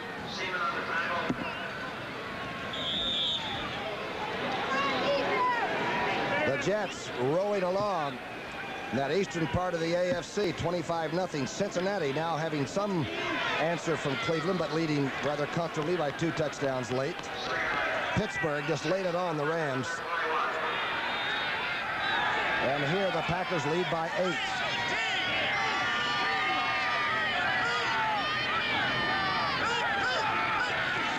Just got the play off in time. Ellis weaving, gets away, and breaks out over the 30 to the 33-yard line. Had 2 touchdowns receiving the football as a rookie. Very mature and very quick to adjust, as you saw there. 42 seconds left in the third period. The Packers have stunned everybody, and the crowd, they're just pulling the knit caps down over their ears right now. First and 10 call. Here's the play action pass. Dickey going deep for Lofton. Lofton almost catches the ball at the 20-yard line. Scares you when you can be playing good defensive secondary and the guys can jump over you and catch the ball like that.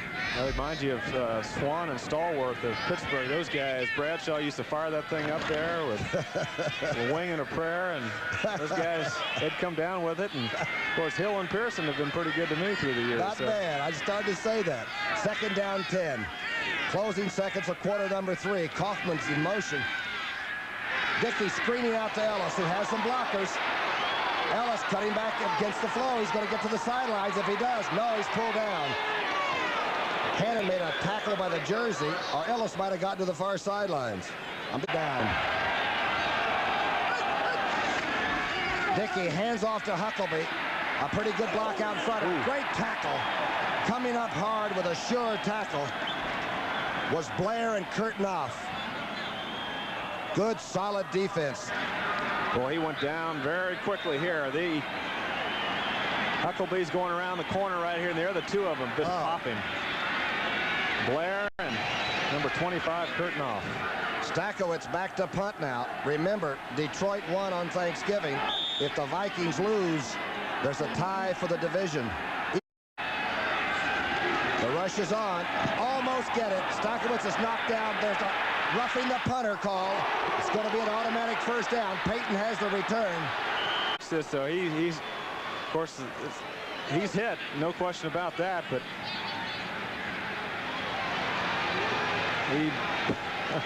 Johnson does everything he can to miss him, but I guess he did rub a... Personal foul running into the kicker, number 52. First down. If you don't get the ball, you get the horn. All right, it's a first and 10. The Packers keep the ball. 14 minutes left. They lead by 8, and Dickey's been solid in there. Kaufman in motion. Back to throw. Keeps the tight end into block and screens it to Ellis. Ellis nowhere to go now. He's running away from the flow again. This is when he's dangerous. Ellis gets a first down, picks up 10 yards. Hannon hanging on. Good, again, play action right here. He fakes, and Ellis is the guy they're going to screen to, throws it out to the right. He doesn't have much room over there. The Viking reads it pretty nicely over to the right, and he breaks back all the way across the field, and Hannon makes another saving tackle right here because he's got some blockers, and in fact, Dickey's one of the blockers out in front. If he could have cut inside there, he had a lot of running room. Hannon collars him, brings him down, but it's still a first down. What's that quarterback doing after trying to block? You've got to talk to him. A first down. Must have an incentive clause in his contract. On the Minnesota 42. There's Huckleby being trapped for a loss. That's big Doug Martin that made the first contact on that, the defensive end. Then the linebackers, McNeil and Blair, cleaned up.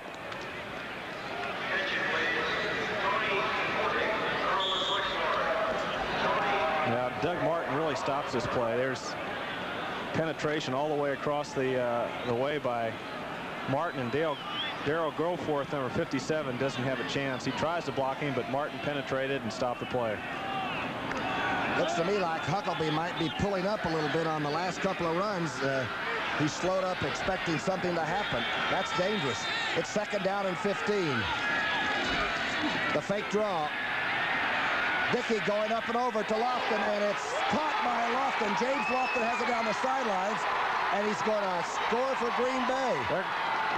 And throws the ball into the upper deck. While that official was running down the sideline, I thought he might mark the ball there, but Lofton stayed in bounds, made a great catch right there. And we've seen some fantastic catches at the top of the show. We knew we were going to see him, as we mentioned. Here's Dickey. He just, it's a late throw to Lofton.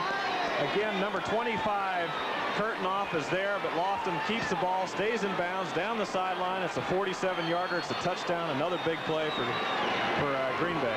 Pull away from Willie Teal, but so dangerous. We've seen J.J. take one away in the end zone, and now Lofton turned what looked like an INT into a touchdown. It's 34-20, and Green Bay's going for 35. Spinnerud straight. The crowd is in shock. Here's Dickey. He's looking to the right, and he comes late. He pumps, and of course Laughlin makes a great catch down the sidelines. It's all over.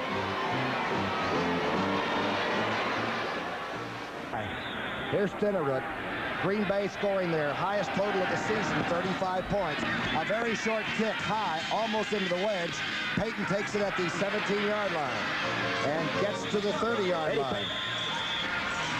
Green Bay comes in having beaten the New York Giants twice, Seattle once, and the Chicago Bears twice. A tie, St. Louis and New England in the fourth period, 20 all.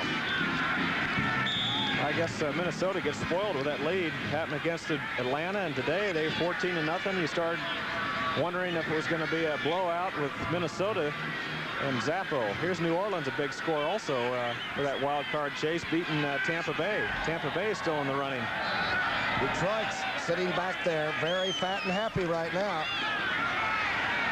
Kramer unloads it to Ted Brown in the flat. Gets to the 35 or 36-yard line. McCoy rides him out. 15 points. Catch-up time. Vikes have had some problems. They've won a lot of games late with Kramer at the controls, but sometimes they might take that for granted. Yeah, you just wonder, well, we can always pull it out, but that just doesn't happen that way, especially when you have a lead like they've had. They also have mentioned they haven't been able to put teams away all year, so that works against you, and today it's really worked against them. A trips right formation. Kramer obviously back to throw, going across, hits Brown again, and he is tackled at the 42-yard line. Mike Douglas really making sure, but it's a first down. One thing you want to be as a quarterback, though, is not in a state of panic with almost 12 minutes left. You do have to be careful and not try to go for it all at once, I suppose, huh? Well, that extra point's that's a big point. They're within, of course, 2 touchdowns and now a field goal to do it instead of just 2 touchdowns to tie it. And that extra point is a mistake, and also the roughing the punter. 2 critical mistakes by the Vikings, and uncharacteristic. A 4-man rush. They almost get to it. Rashad catches it, but he may be out of bounds. Right into the Green Bay bench. Mark Lee in hot pursuit. Incomplete. Pretty good pressure put on by the Packer front 4. There's the ball. It's thrown out in front nicely, but the field isn't wide enough. He gets one down, but you've got to get both.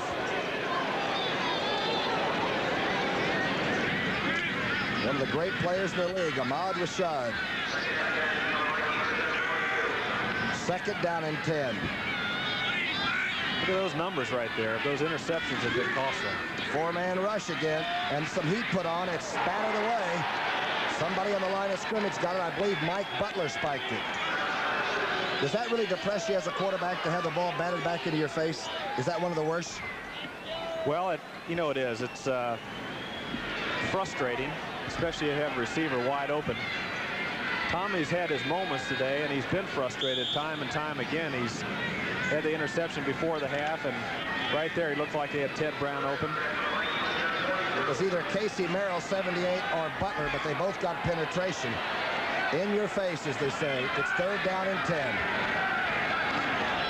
Kramer, he's got Brown out to the right side, but he's going over and overthrows Rashad at the 35-yard line. The Packers have held again. Estes Hood there. Boy, he had Rashad open, too. Kramer's sure upset with himself on that one. Were you ever booed at all at Texas Stadium when things, went bad temporarily? Sure was. Were you really? If any quarterback's ever played the game, he hasn't been booed at one time or the other. A couple of people started to boo Kramer then, and that is hard to believe. Because I guess Wyatt Earp wasn't popular all the time.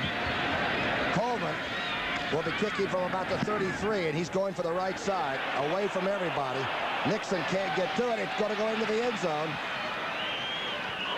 Green Bay will have the ball at the 20-yard line.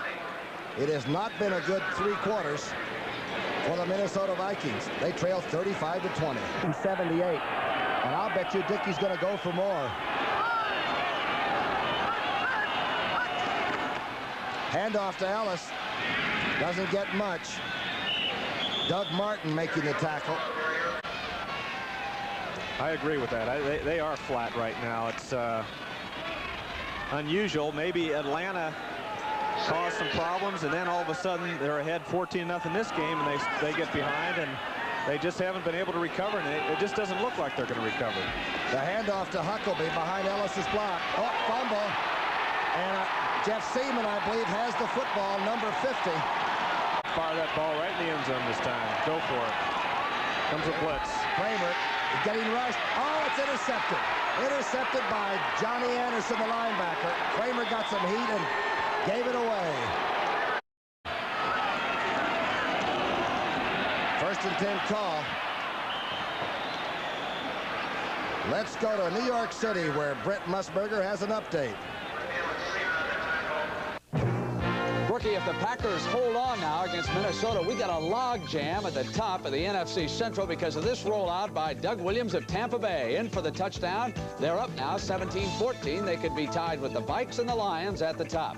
That'd be something, a three-way tie at the top. This late in the year with the wild card spot still wide open too, plus the championship. Second down and 8. Dickey back. The outside blitz by the safety man. Overthrows JJ at the 40-yard line. Willie Teal in pretty good position that time, and Dickey had to get up. Somebody knocked him down. Well, Teal's in excellent position this time. Here's Jefferson running a deep sideline. He starts to come back a little bit, but Teal's there all the way. He makes a move in, breaks to the sideline, and, of course, Teal's in good position right here. Every play now becomes very important. 9:25 left. 2 touchdowns won't do it. 2 touchdowns and a 15-point margin. The Packers have shocked everybody except themselves. Dickey, the quick draw play to Ellis. Ellis can't get away from Duck White, but he does and stays on his feet to the 30-yard line. Hannon finally making the tackle. Ellis just would not quit on that run. Stakowitz comes on. It's short of the first down.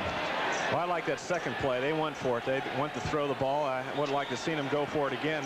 Not get too conservative, but again, the Ellis has been running well, and Minnesota's looking for the pass, and he almost got it, but he was a couple yards short. Stakowitz, they came for him last time and got roughing the kicker. Eddie Payton's waiting for the punt on the Viking 25. Here's the snap. He steps over. Pretty good punt. Payton at the 26-yard line makes a good move and now is trapped. Good coverage by Green Bay. Kramer comes back out, and the offense loaded with new plays. 8:32 left. 30. First CBS and NFL football. First and 10 for Tommy Kramer. The ball is on the 33.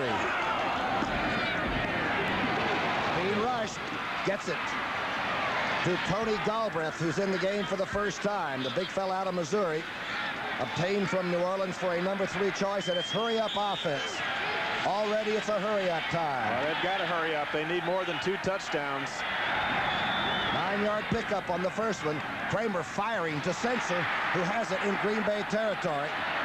Let's see where they spot it. They're going to spot it at the 49. Mark Lee straightening the tight end up. You know, the Super Bowl this year is in the Silverdome in Detroit, but there's going to be some pretty big games before that Super Bowl in Detroit. Detroit has a chance to, of course, they go to Green Bay next week, and then they play in the Silverdome, Minnesota and Tampa Bay, the last 2 games of the year. In their own ballpark. Their own ballpark. So it's all in their hands if Green Bay beats Minnesota. And it all ends up on CBS, the Super Bowl. First and 10 on the 49. Kramer quickly back now. Outside. Oh, he's hit at the 35 or 36-yard line. Sammy White makes the catch. He's drilled by number 37. Immediately, that's Mark Murphy. Good throw by Kramer. Good solid throw by Kramer. A hurry-up offense now. 7:19 on the clock. Well, they've been moving the ball all day. It's just that mistake that's killed them. A mistake here, a mistake there, an interception. Offsides by Green Bay, it looked like. 4-man rush by the Green Bay line. Censor makes his 11th catch of the afternoon. Mike Douglas tackling him. What a day for a tight end.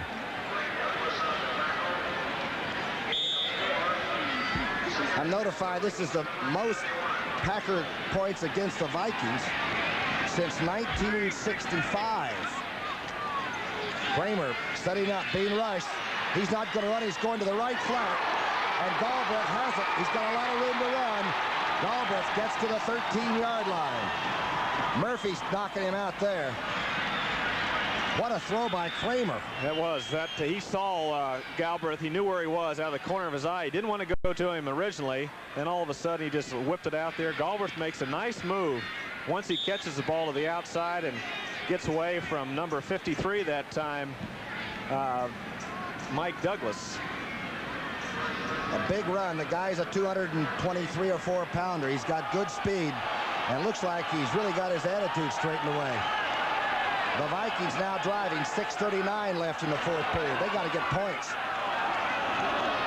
Kramer moving, hits. That's Galbraith again, inside the 10-yard line. Douglas again making that tackle.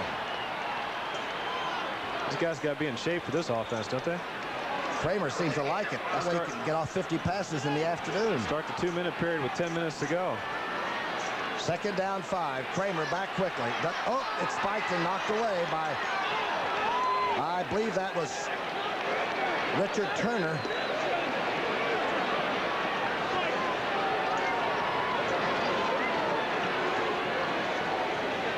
I think you read this one just right. There's Big Richard right there, number 75. Lordy. Almost caught the ball. Front court in the NBA time. He's the big young man out of Oklahoma. They're playing a 4-man rush because Kramer's left little doubt what he's going to do with it.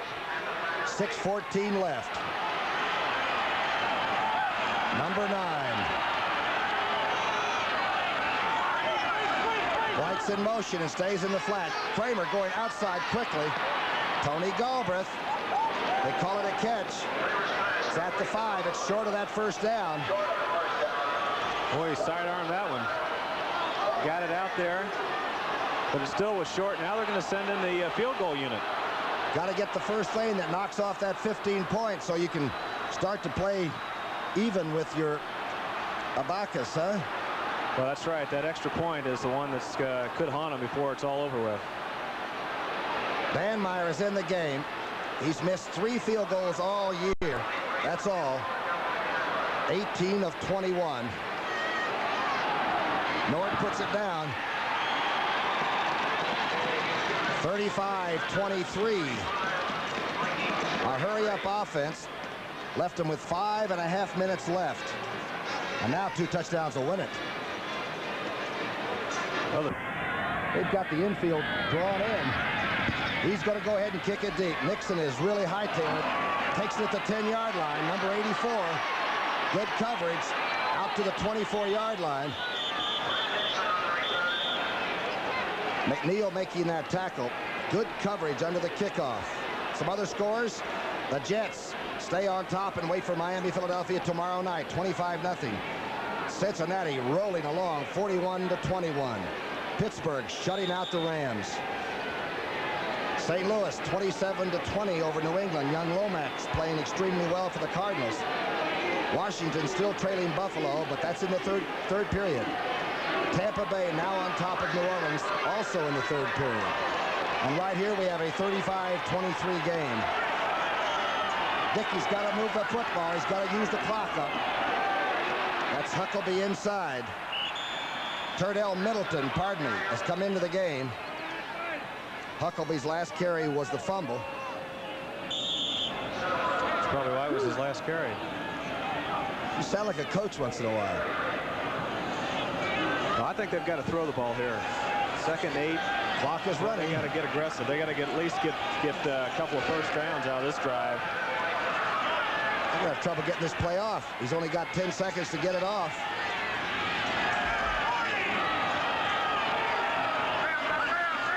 Inside trap play from the outside by the mid.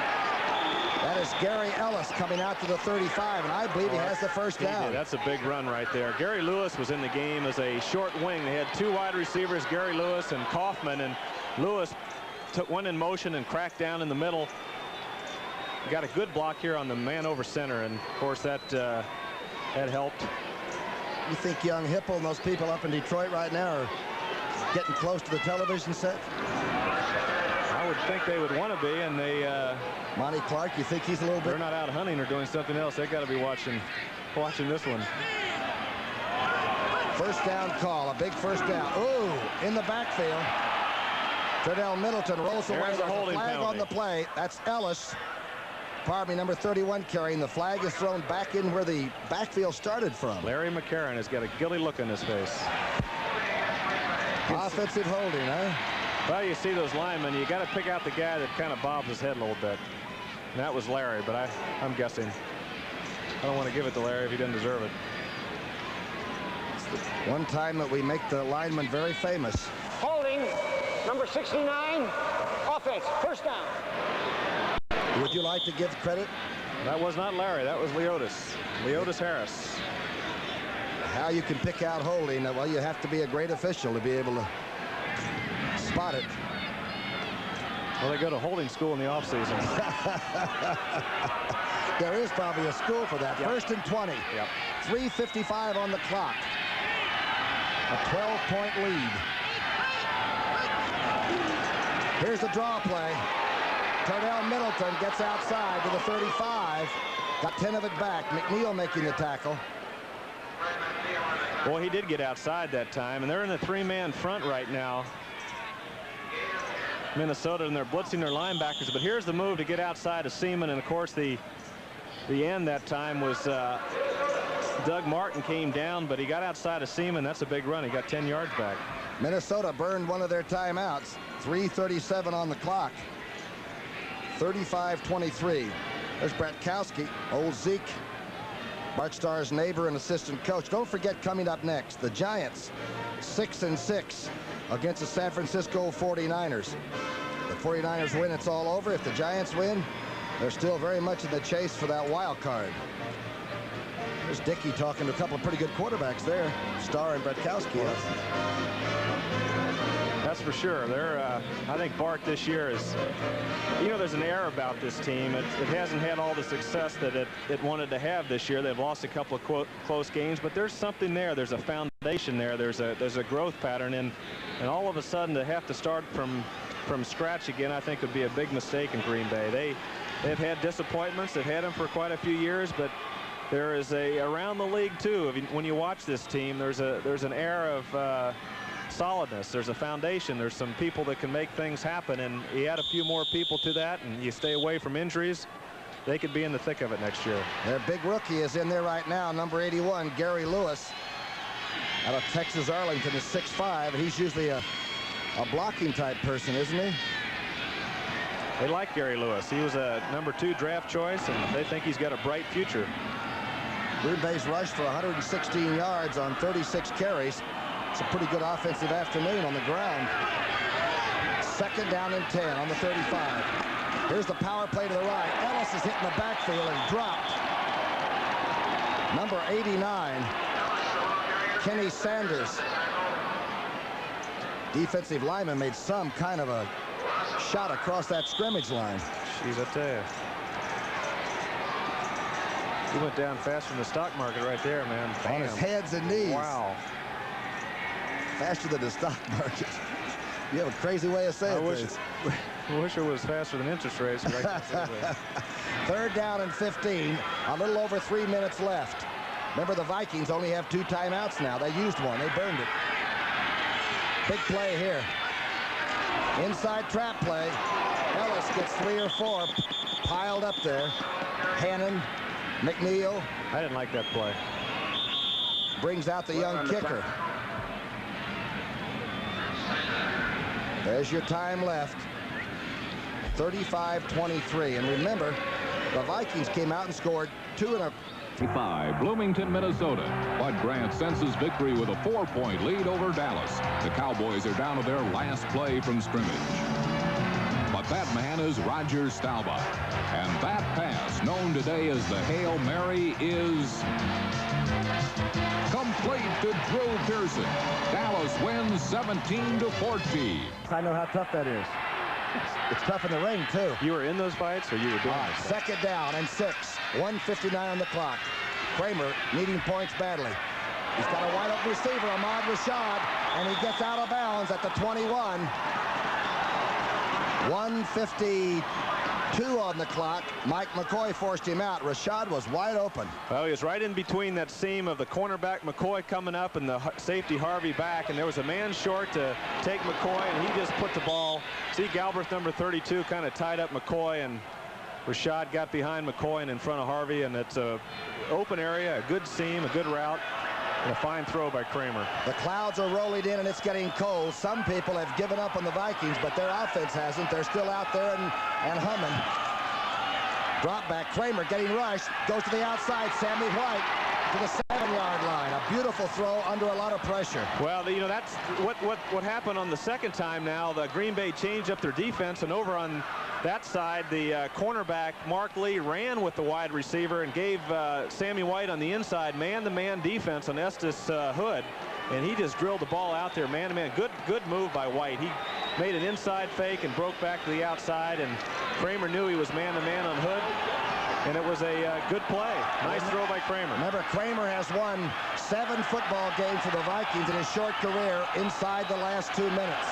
But he's got a lot of points to get this time. 1:48 left. First and go. He's jacking. Go to the right side. LeCount can't hang on at the 3. He's double covered.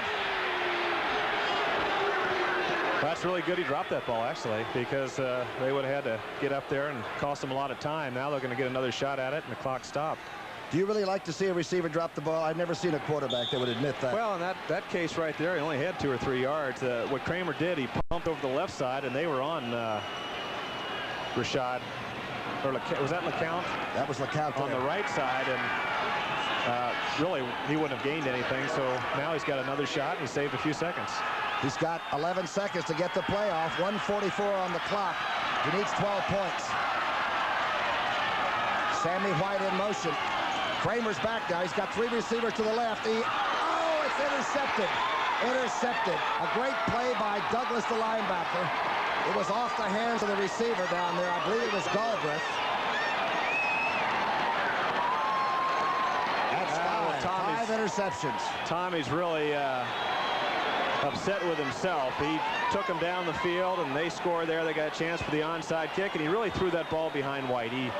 White was in motion, and also White coming across. I don't know if that was a factor or not. He slipped when he was in motion, then he had to get going again, and I don't know if he went too fast and got too far out, and that might have had something to do with it. But right there, watch the balls behind him, threw it behind him. And of course, it's tipped up in the air, and big interception that time by Mike Douglas. That was Galbraith that almost had it, but you know what? You can't take it away from that down 4, the rush line, because the Packers are getting some penetration in that pocket. Yeah, Douglas just iced a big day for him. He's had a heck of a day defending against the pass. He's had a sack, a couple of interceptions. 1:39 left. Packers have the lead and the ball. Handoff to Ellis. The workhorse running out to the left side. Willie Teal coming up to make the tackle with Studwell. Don't forget, coming up later, the blitzes have hurt him a little bit, but they took advantage of one blitz and hit Lofton on a big play. But overall, the protection's been good, and Dickey's back in harness again. He hasn't played since November the 8th. He got a shaky first quarter, but he's come back strong. Trying to stall it out now. The clock is running. Nobody's calling the timeouts. 1:18 and ticking. You can see it.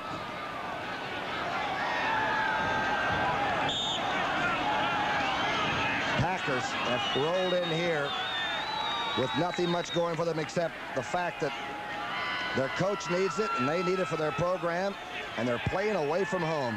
Nothing like going to the other guy's ball yard and winning. 35-23. They were down 14-0 and then scored 21 straight points. Tight formation. Protect the quarterback and hit the deck. I tell you, I bet Bart Starr down deep would love to go to training camp next year with Jefferson and Lofton and Kaufman and Gary Ellis and Huckleby, and maybe get Eddie Lee Ivory back and Jolly and Gray, and this pack can do something in that Central Division. Don't forget, Minnesota has Chicago in Chicago, Detroit in the Silverdome, and Kansas City here. A good defensive play. The Vikes might be in some trouble. Bart Starr and Bud Grant. Bart Starr's a happy man right now.